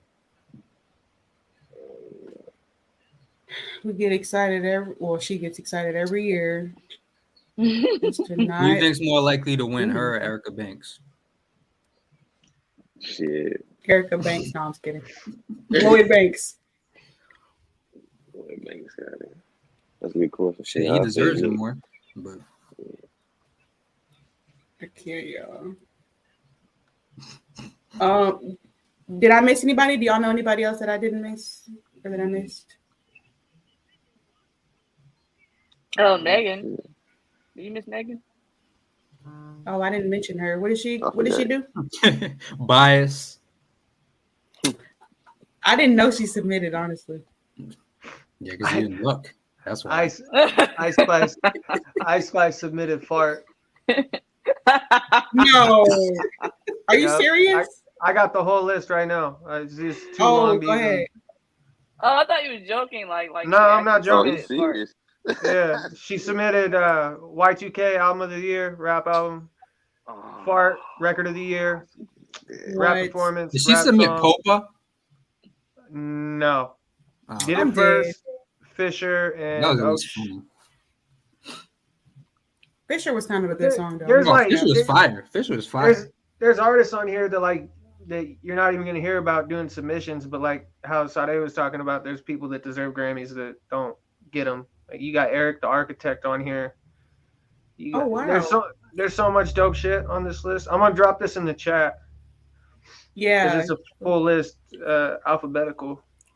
Yeah, let's get that. Well, there's all the subcategories that don't get aired on TV. So it's like there's people that win Grammys that are never televised. Yeah, that's true too. Yeah. There's a lot of categories. I forgot how many categories is shit, but yeah, you heard about that. Cause I do remember people saying they winning Grammys and shit and ain't never been here. So yeah. I don't know what Blue I'd be submitted. sick if I waited all my life to get a Grammy and it wasn't even. I bet. televised. I bet Jelly Roll cleans house. Is he country? He's got submission for country solo performance, rock performance, best music video, record of the year, song of the year. He's got like 4 songs for record of the year. He has a feature Yeah, with it's all Eminem country duo. No. Oh, Marsha Ambrosius? That's what I'm saying, dude. Shit. Everybody's Oh, on she here. submitted her album. Jelly Roll got he got a whole page damn near. Yeah, Marsha did a whole album with Dre. She might get considered. Andre 3000, that flute album. That flute album. Submitted that. Charlie might get shit. Alternative. Charlie might get shit. Alternative jazz album of the year. Best music film. That Charlie album is really good. That Charlie XCX. ASAP Rocky. The hell? ASAP Rocky. Hijack for record of the year, song of the year, rap performance, rap song. Taylor Swift for best music video. Okay. Bad Bunny. Well, who? Okay. Monica. Who's Bad Bad Bunny might win something. That song was like Man. really big. Monica. Man, Bad let's Bunny's spin it for Bad Bunny. He's Bad. Never mind. I'm not even gonna read the name. The Beatles. The fuck? Right. You got Coldplay on here. You got all kinds of shit. Eric Bellinger. He's dope. I don't know. Okay. I've heard Bruh, of him. I didn't even know BJ the Chicago Kid dropped anything. Oh, he's on there. Oh, Anderson .Paak. Put Where? a bunch in there. Anderson .Paak's Oh, got yeah. it's alphabetical. Oh, the no worries shit. Go to Paak. Okay. Wait, damn it. You skipping ahead. Hold on, let me see. Let me see. Let's scroll down. James Oh, Blake. sorry. I've that's your been reading this for like 10 minutes. It's okay. James Blake, that's your boy, Jake. Yeah, James Blake. Album. I like James Blake. James Blake is fine. Mary J. Blige. Chris Brown, 1111 album of the year, R&B album. Has Chris Brown ever won a Grammy? Does anybody I know? don't think so. I thought he did win. I think he got one or two. Yeah, he going on a few, I think. JPEG Mafia is on here. Oh shit! Oh, Danny Brown. I knew Malik was gonna get happy. I did not. Hey, Burn a boy. That's it. Chris Brown got All one right, right. here. Central Sabrina C, no. Carpenter. I mean, Central C. everybody who did something. Everybody who did Cher? something. That's what I'm saying. Everybody's on this motherfucker. Everybody who just did something. Charlie XCX might win something though. Dance Yeah. electronic album. I think Yeah, that was a very critically, like, a lot of people I just very think much just praise that album. the moment and the shit that she got around that album, I think that warrants it. J. Cole J. might Cole delete submitted? later. Album of the Wow. year, rap album. Nah, that one's that's ambitious on I'm his end. surprised he submitted. Common for album of the year. Yeah, I didn't even know he dropped. That was a good one. Top 50 right there. Yeah, that's a good one for real. For real. Depending on what he submitted it for, that might. It depends. It could be a dark horse. Shit, you never know. Yeah. Yeah, fuck that. Doja Cat for Scarlet 2, Claude, album of the year, rap album. I think she should get something. She gonna win something. Agora Hills was a good song. Yeah. I She get slept like a on good Billie record. Eilish. I did too. Hey, this one's for you, Sade. We would see That a Sade version Black was- submission if she'd stop bullshitting and get in the booth. I need some bomb sounds. Yo, that You need a Billie soundboard? Eilish Birds of a Feather shit was hard though. Yeah, we need a soundboard. I can figure that out for y'all. Yeah. I got a few ideas.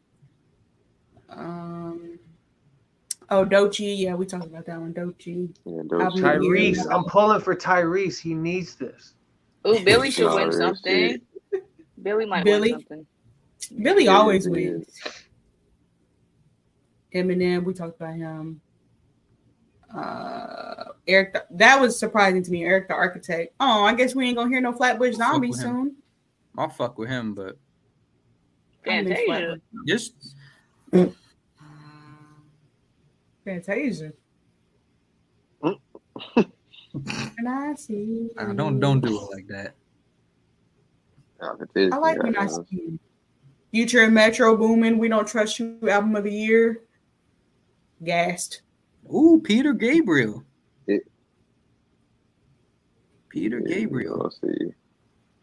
Robert Glasper, Glorilla. Yeah, we already said that one. Selena Gomez, Ariana Grande, Eternal Sunshine. Carol G. Gunna. Let's see. Jack Harlow. Loving on Me, Record of the Year, Song of the Year, Rap Song, Best Music Video. That's Ain't no ambitious. Green Day dropped the album. I got fuck they new album. Her, Ice Spice. How long is this list? It's a long Longest shit. We on the man. J's. We on the J's. Oh. Yeah, it's gonna take. You want to go through the whole thing? It's gonna take a minute. Jay-Z. I finished and I started like 10 minutes before y'all. Oh shit. Okay. Yeah. Juicy J. Okay, I think we get the hit. Yeah, we're gonna be going through this all night. Yeah. This is a long. That shit crazy. Oh, Killer Mike submitted again to the sequel. All right. Shit. That was good. That was good. Let's see. All right. So I think we got that. Yeah. We beat that horse. Yeah, we did. I just need DK and Mafia to win best rap album. That's all I need. Yeah. You said who? JPEG Mafia. Yeah. Or goddamn my coming. That'll be dope too. So yeah. That'll be dope. All right. So wrapping up that topic, we are moving on to the next. We got a fresh review by ours truly, Southside. So reviewing the Tommy Richmond album. So I'll let you take the lead. So what'd you think about the album? It was fine. It ain't no damn 5.8. So this is why I don't listen to other media outlets like fucking Pitchfork. Because they don't know what the fuck they be talking about. They just be saying shit. The fact that you gave this album a 5.8, granted, yes, it's a little unorthodox. You don't really understand how he was categorized as a hip hop artist with his lead single, when if you've heard that fucking song and you automatically assume that was hip hop, you're a fucking idiot. You don't want that to be known. This is an R&B pop-ish type soul project, which is weird to put white people in the soul category. Reasons. And he went and did this entire project and then put his single on there, which showed faith in his other work, which is actually important, because not putting your lead single on your debut album essentially is a very bold move if you wanted to do well. And he assumed that he could do well because he's been promoting it as album of the year, which I've even had to come in and say, pump the brakes, because it ain't that. But it's got very good production. The production pretty much carries the whole project. And sometimes his voice is, I don't know if it's the mixing, I don't know if it's just him playing with the auto tuner. I don't know what the fuck it is. Sometimes the voice, the vocals are off, but I mean, it's okay. It's not bad. I enjoyed it. for what it was, and I think that's really what it is. I enjoyed it for what it was, rather than thinking it was going to be something more. I agree with you though. Cause I listened to that album. Yeah, I agree with you on that. Yeah, I thought it was cool. Yeah, I'm mad at it. It got that retro. To me, it got that retro '80s sound to it. You know, that alternate R&B sound to it. So I really fucked with it. And I had when I first found out about him, I did a little deep dive into the discography, and like, yeah, he actually made some good music. For real. You know who he reminds me of, like sonically with his voice?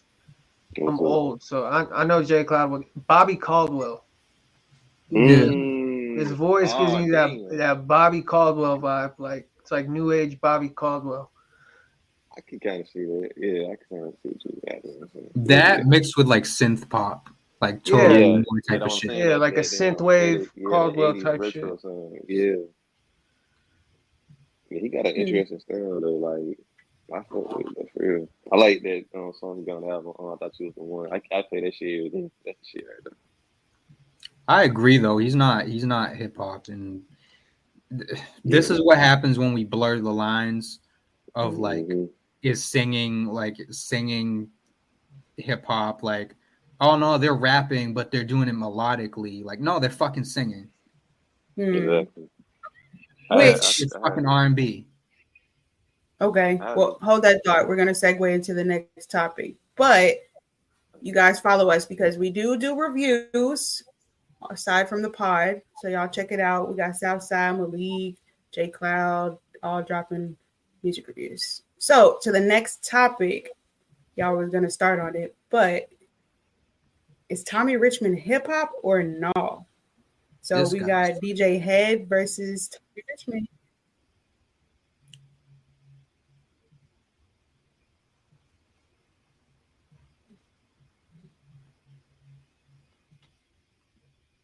We can't hear it. I can't hear it.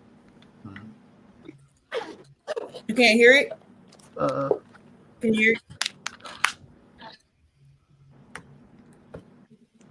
You said you can't hear it, the video? I couldn't. Okay, hold on a second. We got shot there.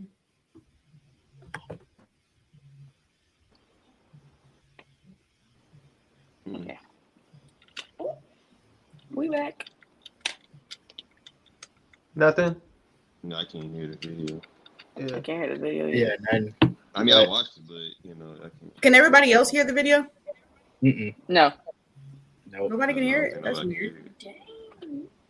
I don't know why. I mean, to be fair, it's DJ Head. Who the fuck is DJ Head? I can see the nigga on Twitter, man. He really didn't say he basically just pointed out how, there was this cultural problem with Tommy Richmond being considered hip hop and really going back and saying that he wasn't. They had a conversation. They found themselves on the same page.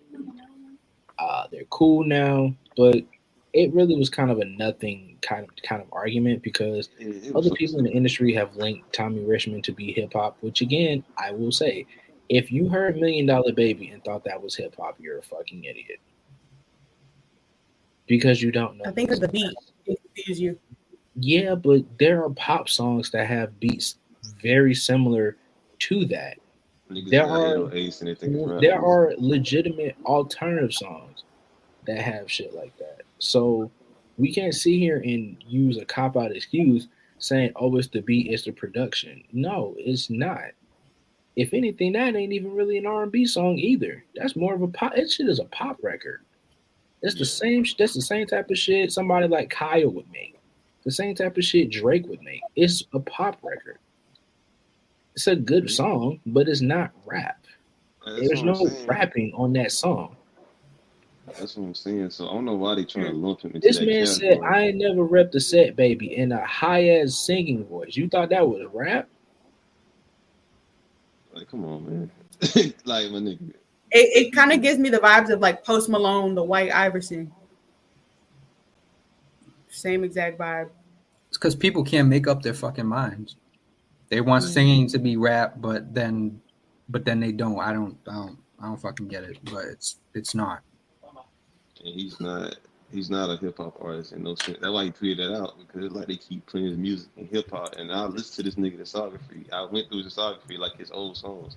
None of that shit is rap. This nigga do not be rapping at all. He just be singing all the time. So I don't know why there was an upset of him not singing. He's not a hip hop artist, because he's not. So all that outrage is uncalled for and shit. So I don't know. Like you said, J. Cloud, these niggas be blurring the lines and shit. It don't make no damn sense. I mean, that's why I don't consider most of that Future shit rap either. But that's another topic for.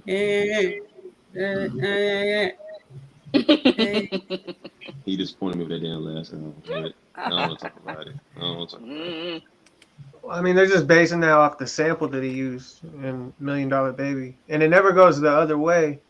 Like a bunch of hip hop artists will sample like Fleetwood Mac, and you're not calling that a alternative rock album. You know what I mean? So it's kind of stupid.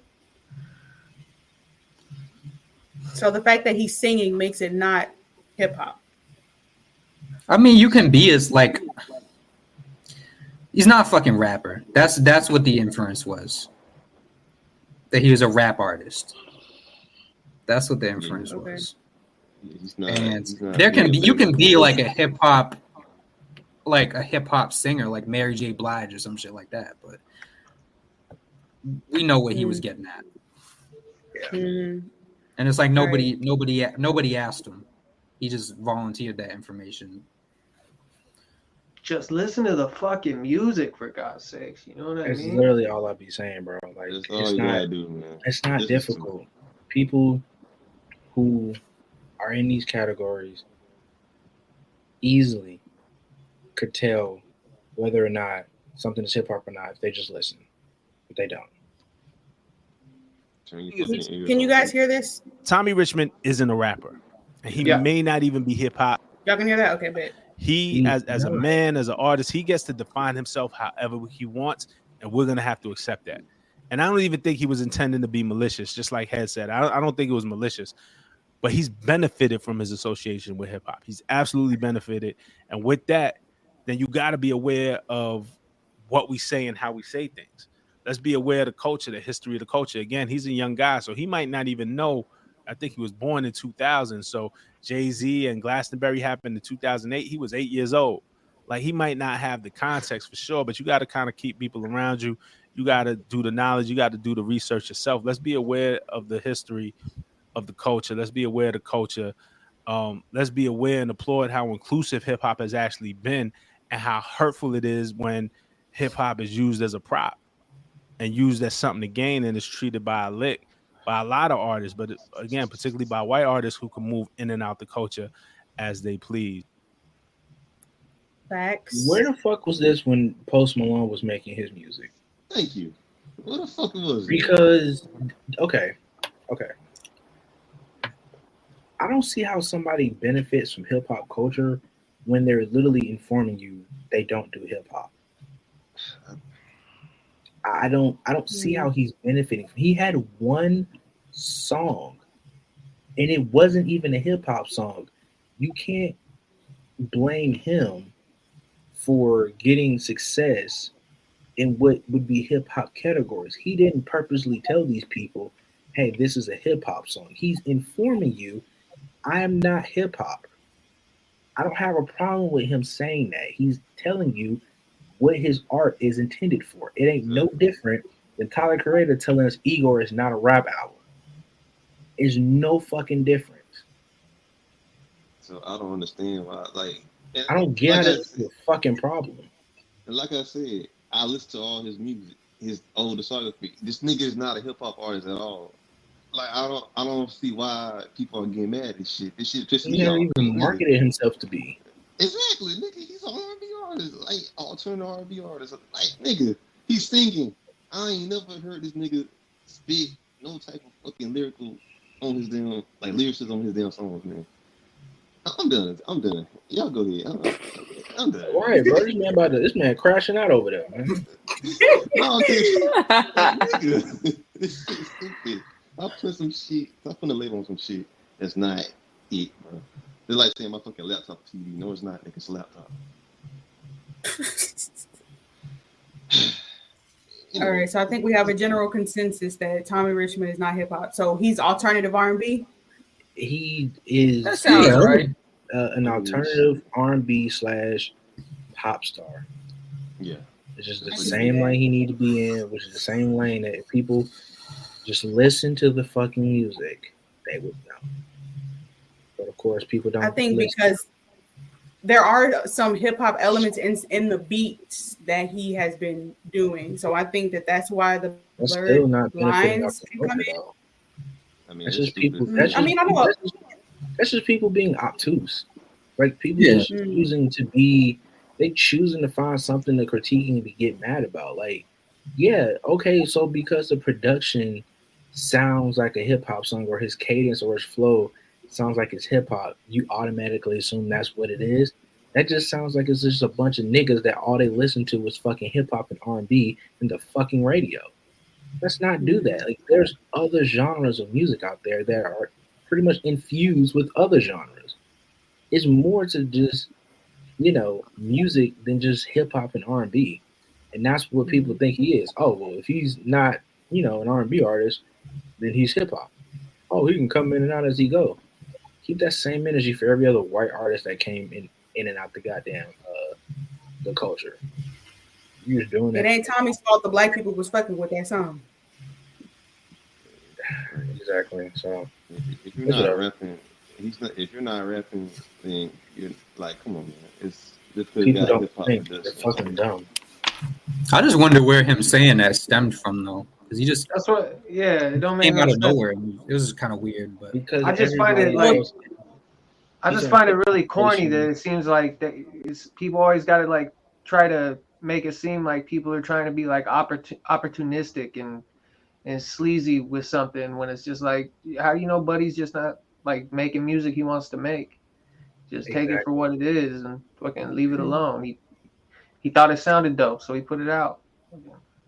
Move on, Mm-hmm.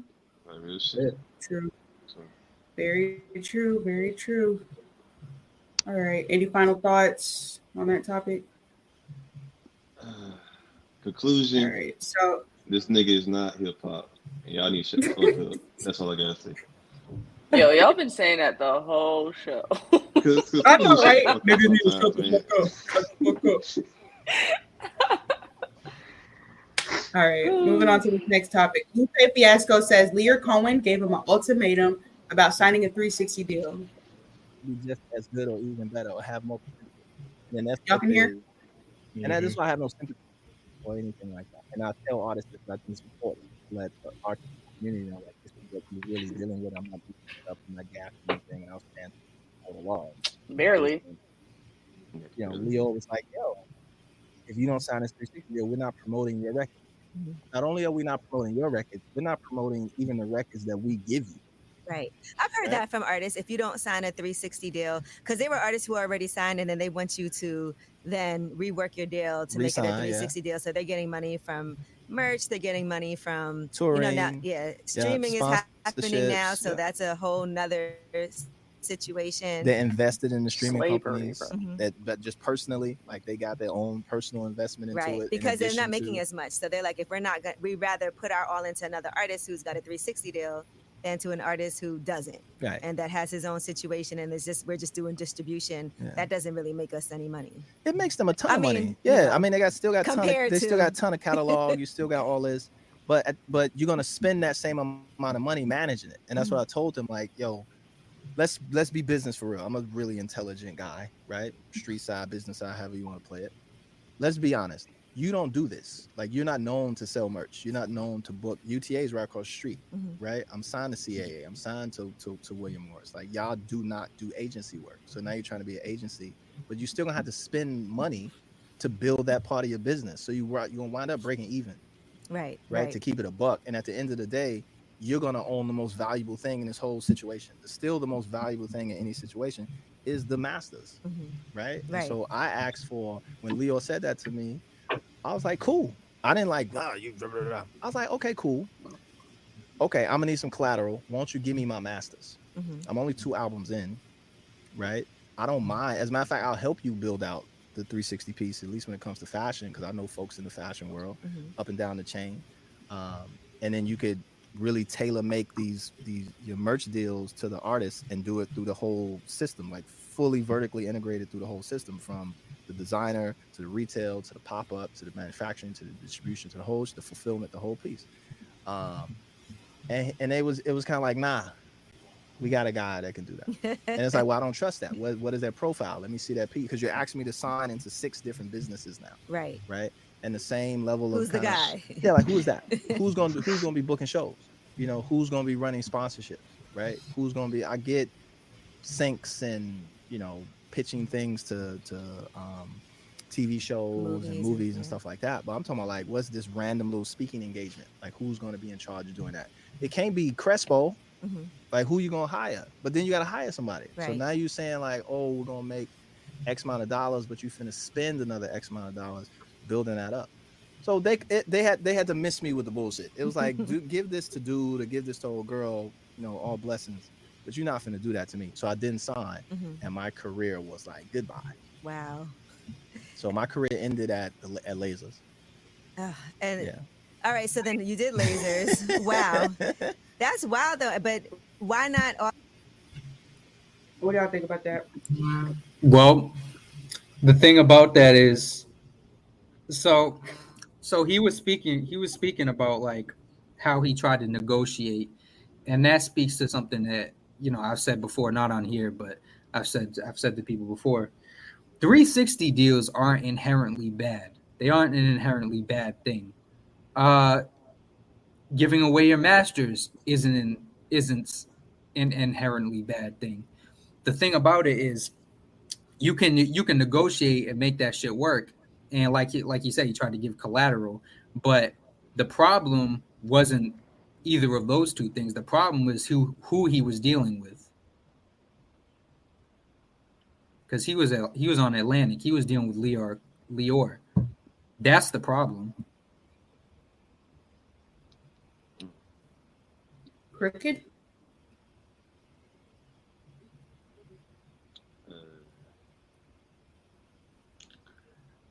I think. What are you guys' thoughts over there?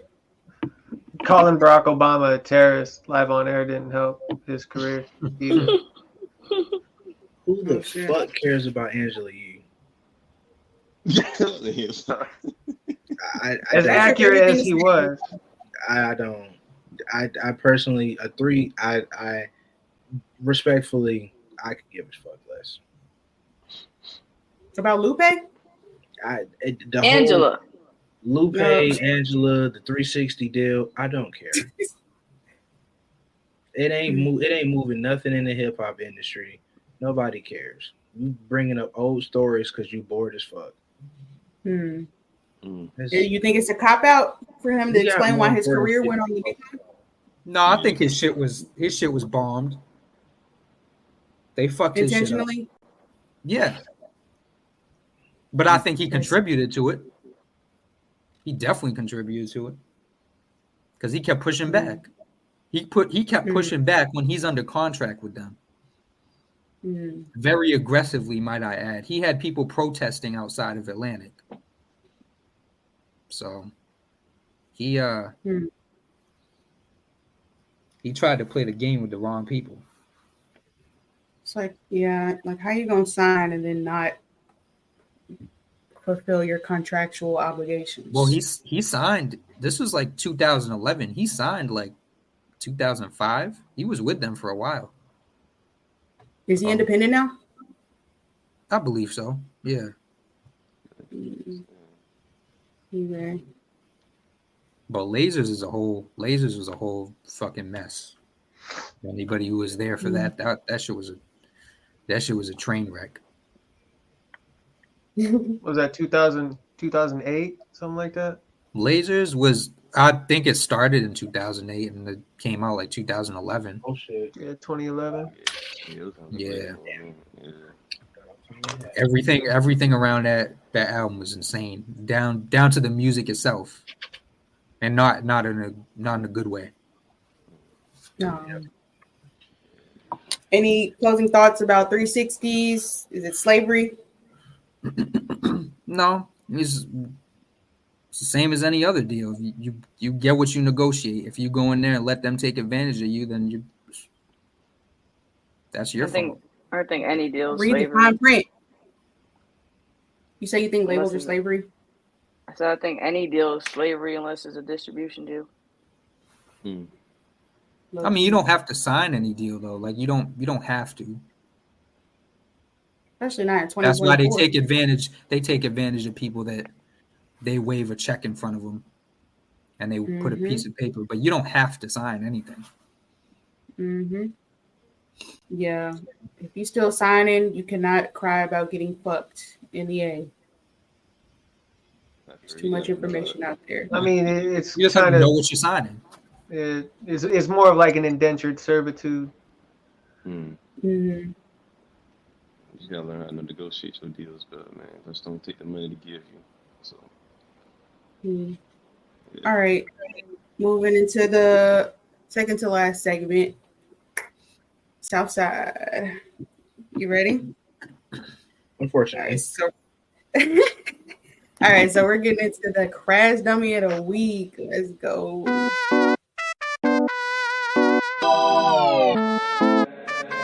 Hey, Dad.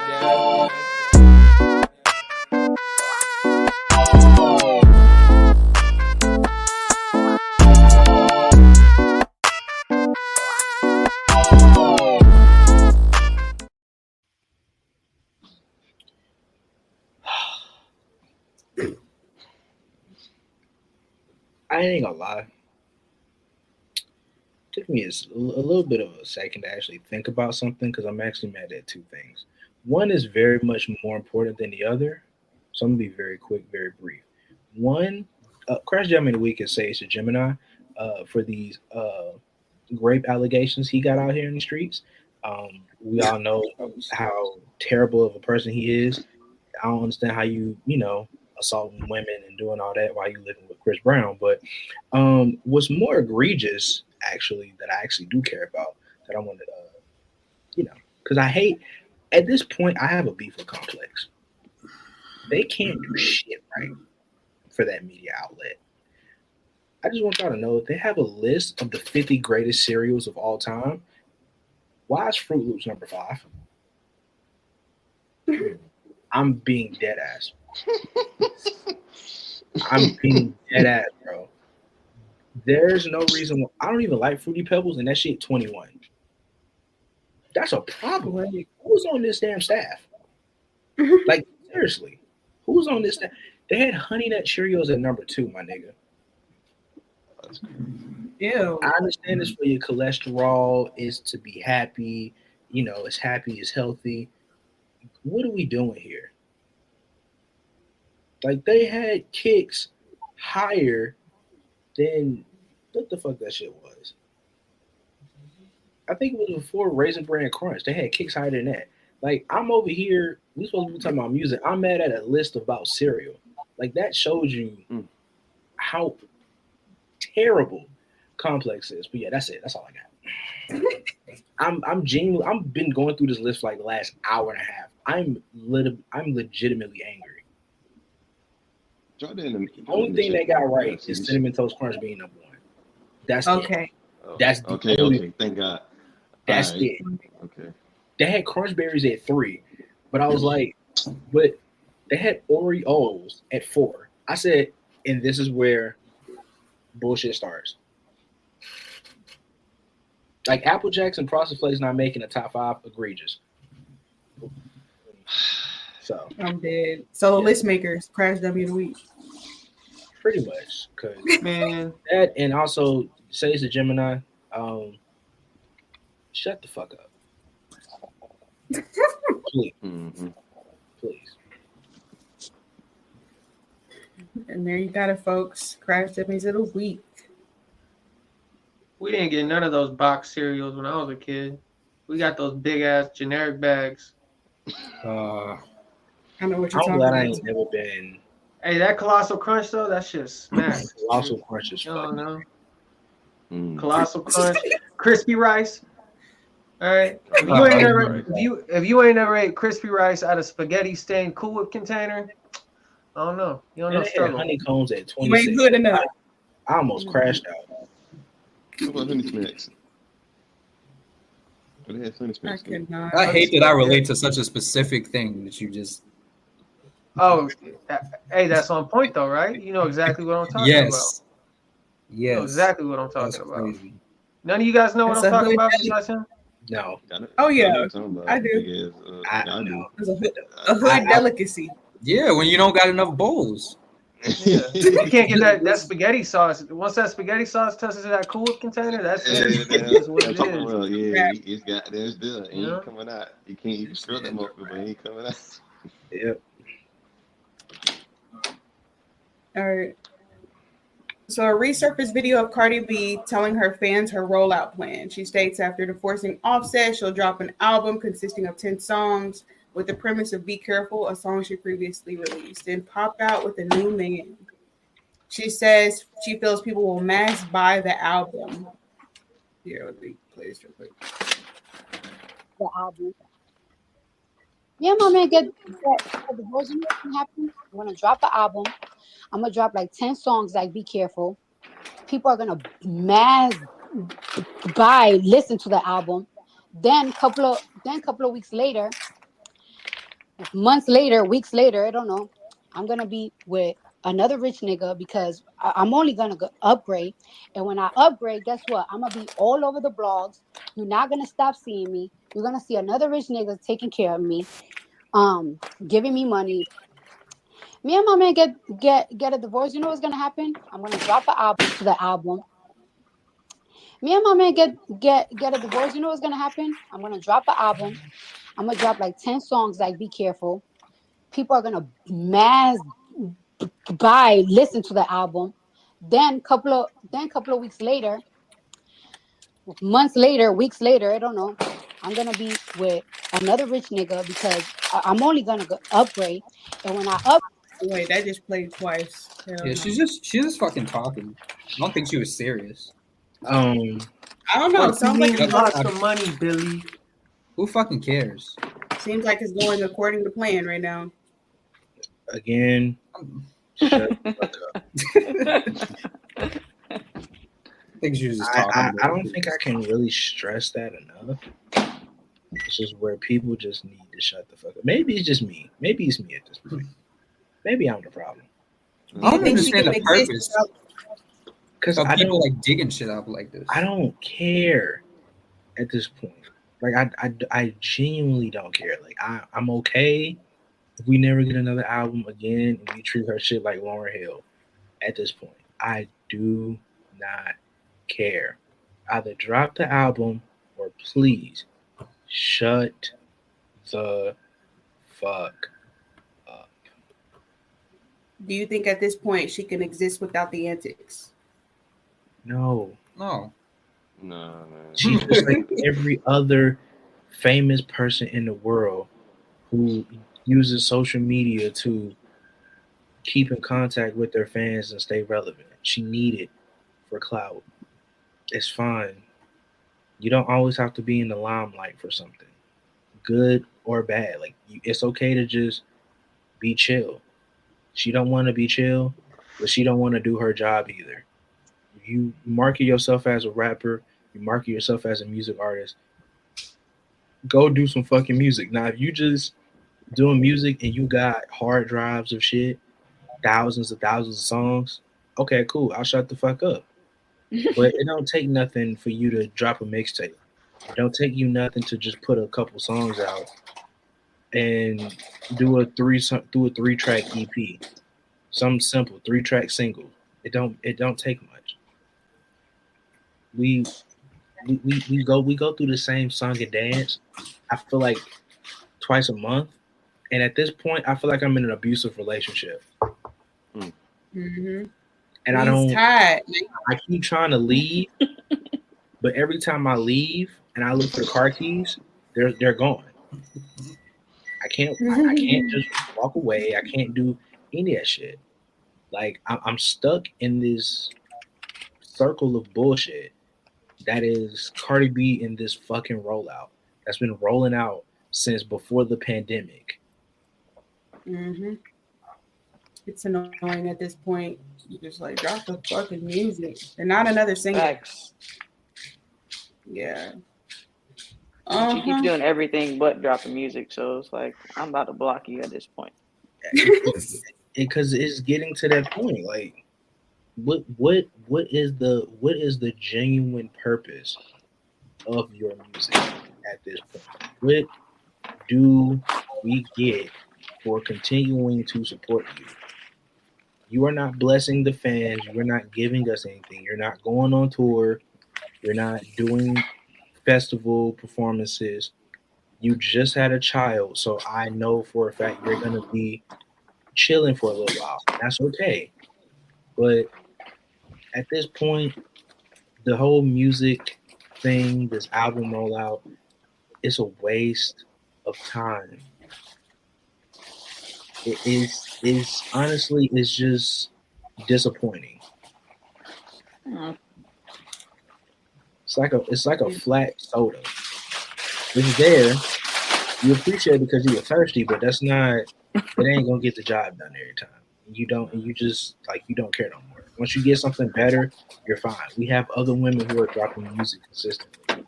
Why are we still hung up on Cardi dropping an album at this point? I'm just tired of her shit. That's all. I'm done with her. Yeah, I'd be okay if she never dropped another song. She's not needed because we got like them Southside said, we got better female artists that's dropping music consistently, and they are way more talented. So please stop. Mm-hmm. Any closing thoughts about this until we get to the last topic? Shut the fuck up. Shut the fuck up. Shut the fuck up. Shut the fuck up, man. Everybody shut the fuck up. Anyway. All right. So, moving on to the last topic. Rilo explains what makes songs hits. Let's see. When you made Thing For You, was somebody in the studio? Was girls in the studio in the other room? No, I was in there by myself. How you make a song like Thing For You in there by yourself? I don't even know. Do y'all When believe I made that, I didn't even know that was the song, bro. I didn't even know. How you didn't know that was the one? None of my songs I don't be knowing. Like, it ain't up to you to know. It's up to the fan. You can't pick what's a hit. You could drop it. You might think this a hit. The fan might think this hit. You gotta wait and see. You could go what you think a hit though. Right. But we ain't know them songs was the one though. Literally, it's like up to the fans. When you made Thing For You, was somebody in the studio? Was girls in the So, question is, do you think that there's a hit song formula, or does it have to be organic, or can you accurately predict what song is going to be a hit with any kind of certainty? You gotta be organic. Organic. It has to be organic. You can't just go in the we can clearly see that from by what the fuck Drake been doing for the last few times he's dropped singles. He go in there thinking this formula, this type of song has got me a hit song in the past.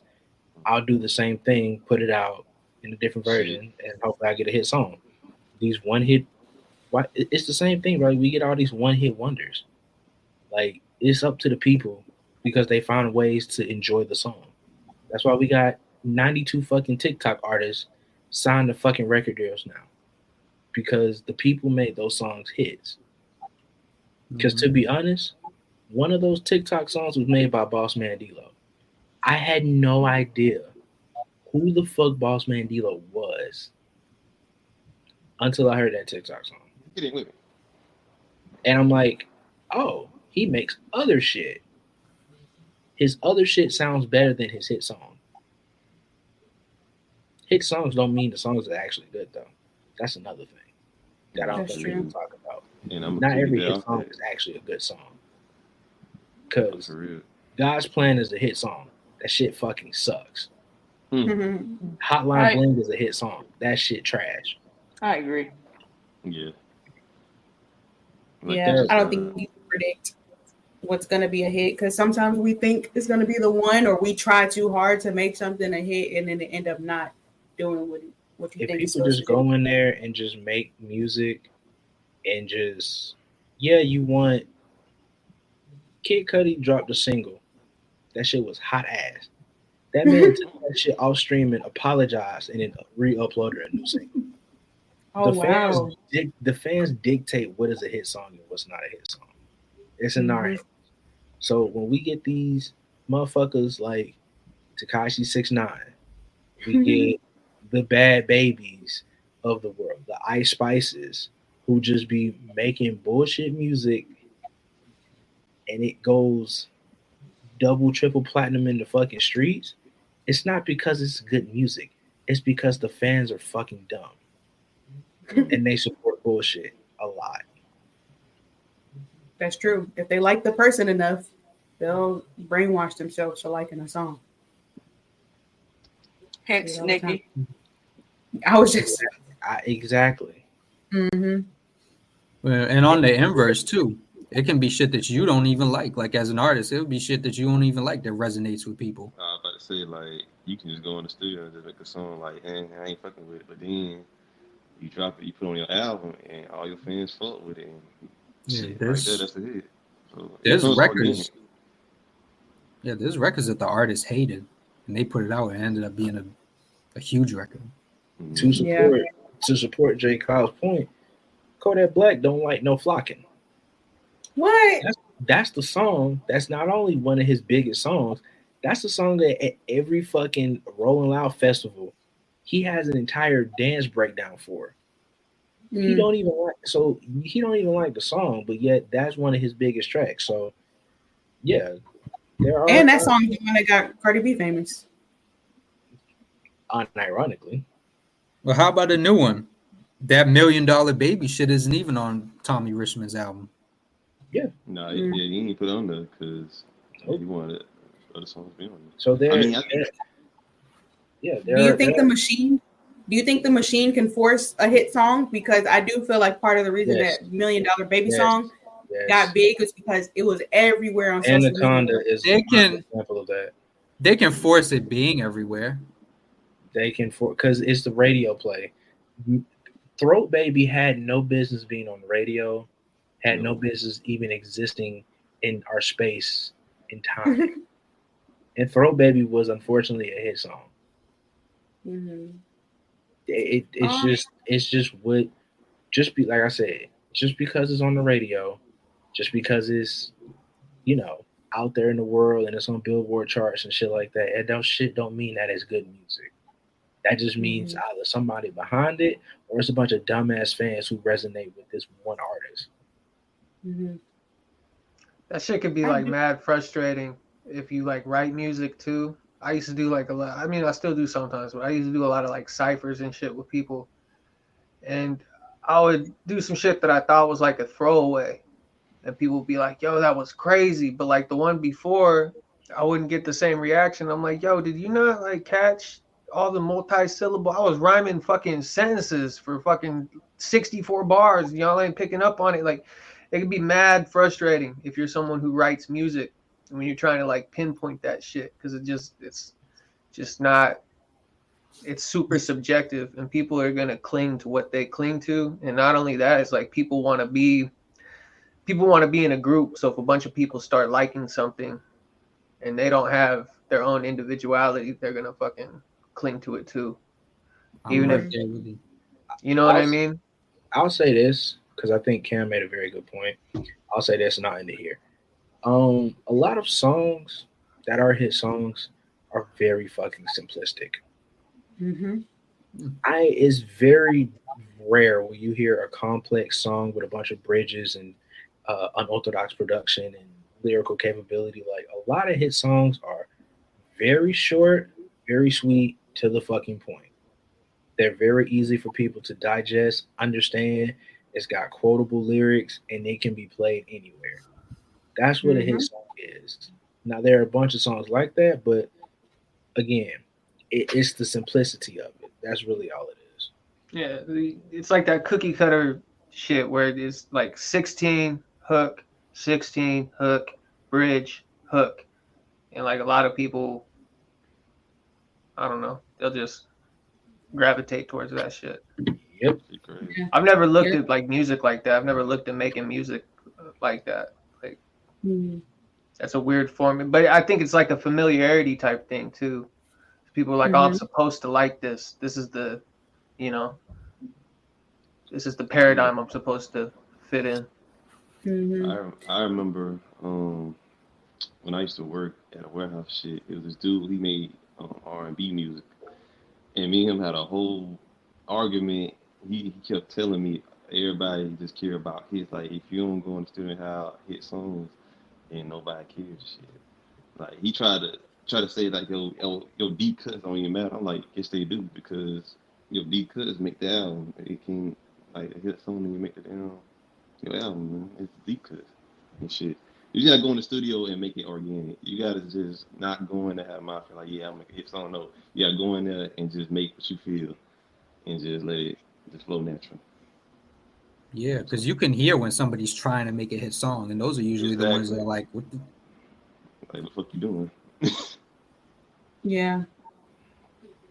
So you just gotta let that shit come naturally and just let it flow. And just don't try to focus on making. And if you're not naturally that type of artist, then don't.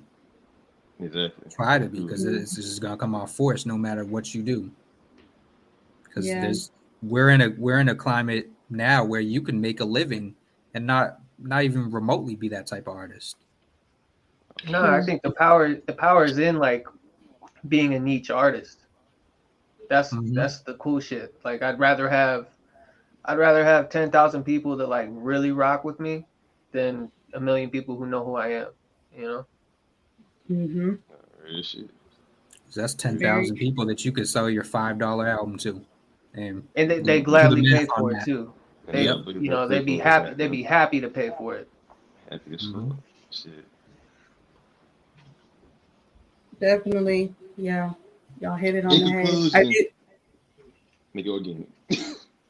No, go ahead. I was just gonna say, I think there are certain song structures that, you know, pop music and hit songs do kind of follow, but at the same time, you can't force. You know what I'm saying? Because it's up to the fans at the end of the day. I mean, the radio does kind of force certain things because of repetition. That's a whole subconscious, you know, tactic. But but that's just the structure. That's just the structure. If the music itself doesn't hit, then it's like it's not gonna happen. Yeah. You know, you can write. You can hand somebody a blank notebook. That doesn't mean they're gonna write a fucking 10 out of 10 novel. True. All right. So, any concluding thoughts on this one? Make it organic, stop forcing shit, and shut the fuck up. This nigga. Oh my gosh. All right. All right. So for our last topic, what are you guys listening to? So go ahead, pull out your phones. Let me see. What you guys been jamming this week? I could start. So I haven't been listening to nothing too different. I really been having the same shit on repeat. I did listen to the Alchemist joint, the Genuine Articulate. That one was pretty good. Been listening to Chorus Currency. It's my shit. I'll never take that off rotation. Toro y Moi, Whole Earth. That shit's fire. So, what else? Yeah, that's pretty much what I've been listening on this week. So Malik, what about you? I'll go in order. All right. I've been chasing Summer by Sir Band in my rotation heavy. I love that album. That's a 10 out of 10 album. I don't give a fuck nobody says, because every song in that bitch bangs. And I've been playing that shit since it dropped, and I love it to death. Blank Face LP, of course. That shit get better every time I listen to it. I recently started back listening to Sano Allegra. I love her music. She needs to drop an album because it's been since 2021 since she dropped the album. So yeah, she needs to goddamn drop the album. Tommy Richmond. I listen to goddamn Schoolboy Q again, Blue Lips. Young Nudie. Kendrick Lamar, of course. And I listen to Bandana by Freddie Gibbs and Mad Lib. Hopefully they drop their album this year. Brent Fires, and shit. That's really it, man. My playlist, I've been listening to at work. Man. Yeah, that's really it. Shit.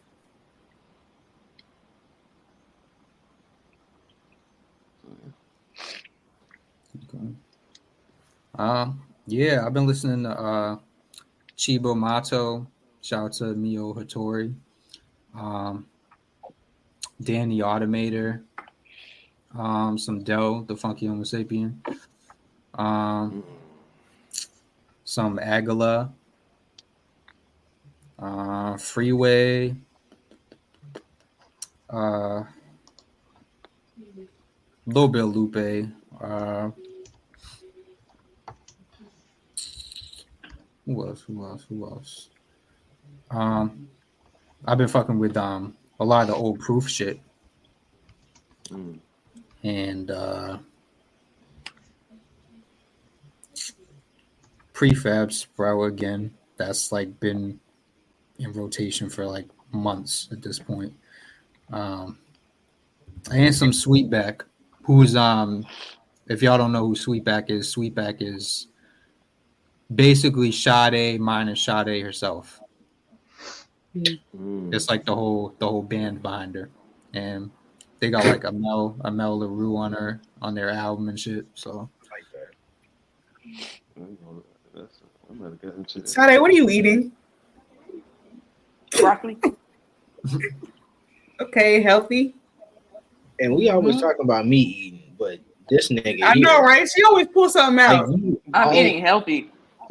Fourth meal on the damn stream. So I can't enjoy snacks after I done had a healthy day. That's what we saying? Maybe. You calling me big bag? That's what you're saying. Ain't nobody Because calling essentially that's what you're calling me. You're calling me big bag. That's crazy. I know I got some good shoulder definition, but my nigga, I ain't no big bag. Hey J Cloud, you been listening to the Deltron 2000 album by Del the Funky Homo Sapien? Oh yeah, I had that on vinyl. I got my nigga. I'm not crazy about the newer one, but the original one's that's a fucking classic. Man, what 10 out of 10? You my nigga. All right, who's next? Miss Side 8, what you listening to this week? Shiny ass forehead. Crooked ass finger. Thank you. Shut up. Leon Thomas, man. Okay. Gonna replay forever. Okay. And some lady. Sasha Kibo. Even though she ain't got no album out, like a whole bunch of singles. Okay. Cam. That's really it. I have been spinning both those Leons, the Leon Lush and the Leon Bridges. Those are really good. I'm not even big on R&B like that, but those albums are hard to not listen to. OT The Real just dropped not too long ago. I'm a huge OT The Real stan. I love Philly Coke rap. I'm a sucker for Philly Coke rap. Listen to a lot of Bobby Womack lately.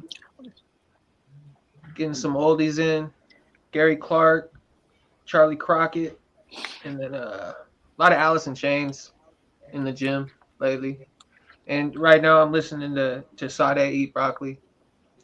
It's a hit. Yo, Cam, you fuck with A.R.Ab and what's the name? Dark Low? Yeah. Fire. Super hip hop head.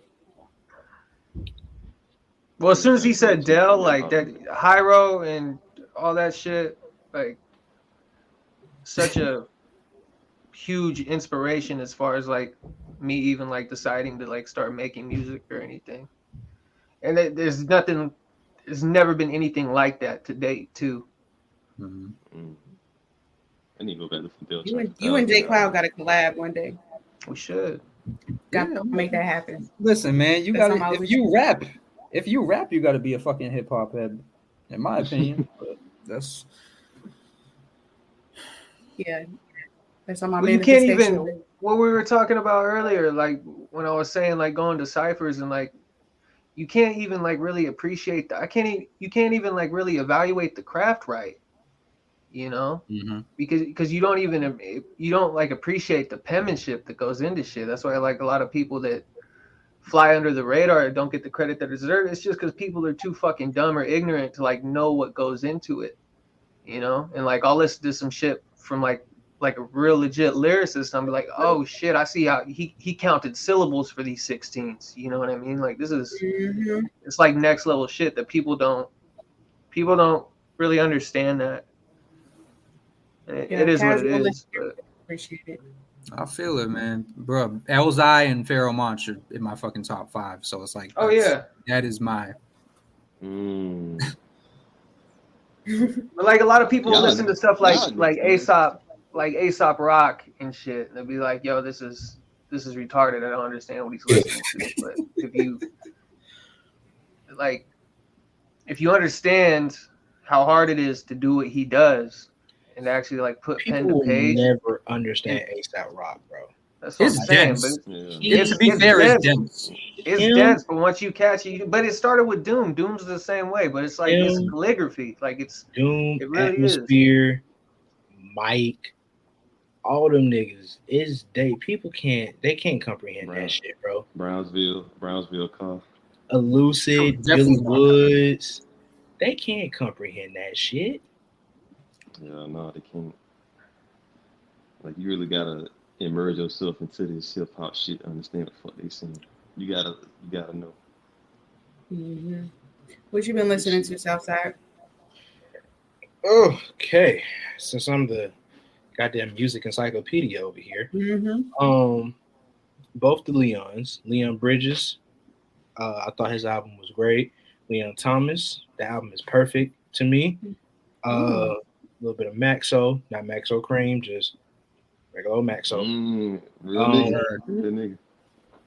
Come Girl 8, the band, oh my God, the punk band that we talked about. Yes, Come Girl 8, the punk band out of New York. I want y'all to stop being like that because they make really great music. I enjoyed it.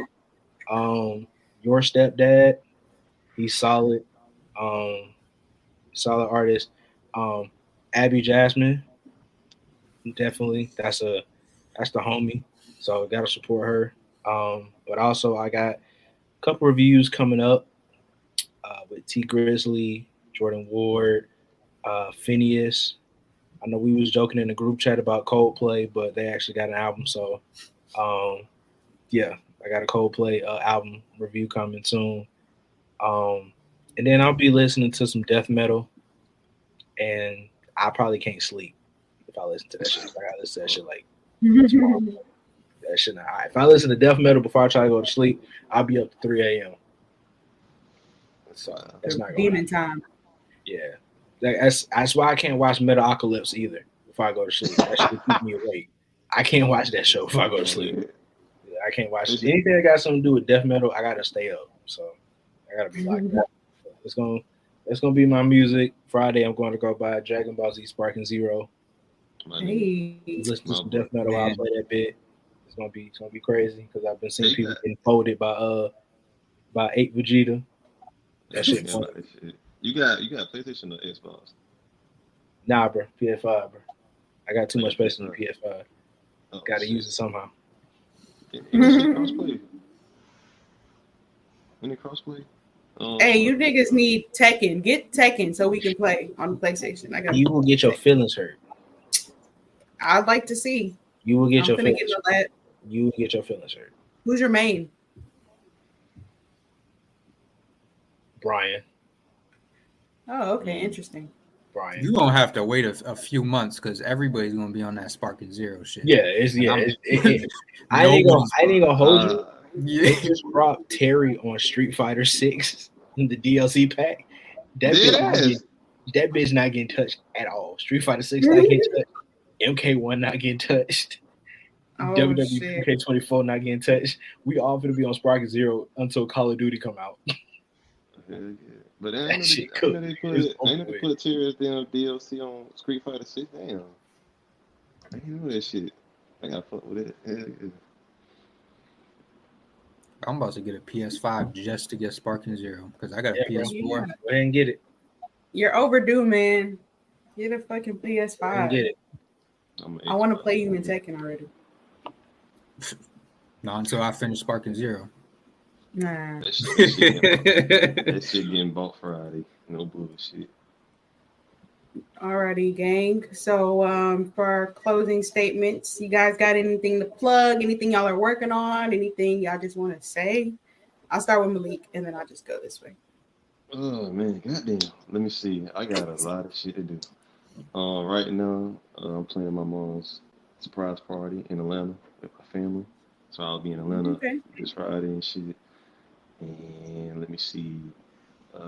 Trying to get this tattoo and shit going, of course. You know, the storm fucked up my whole schedule, so I gotta get back on track and shit. And let me see. Again, of course, Dragon Ball Z Sparkling Zero this Friday. And I will be on that bitch heavy.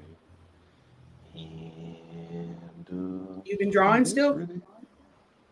Oh yeah, I gotta finish. I ain't had no power, so I couldn't even see how to fucking draw. So I gotta get back to my drawing and shit. Yeah, I just got power back. Yeah, yesterday and shit. Cause it took the longest time. So. Damn. Finally. But new art will be dropping. Just be patient. This shit takes time. Okay. And I'm working on my list. So that's it. Bet. J Cloud, what about you? Shit, I've been like diving deep into some business master classes, so I've been focusing on that. And you got something dropping soon? Huh? You got something dropping this weekend? Next weekend? Oh yeah. What's today? Because I sent that in. Yeah.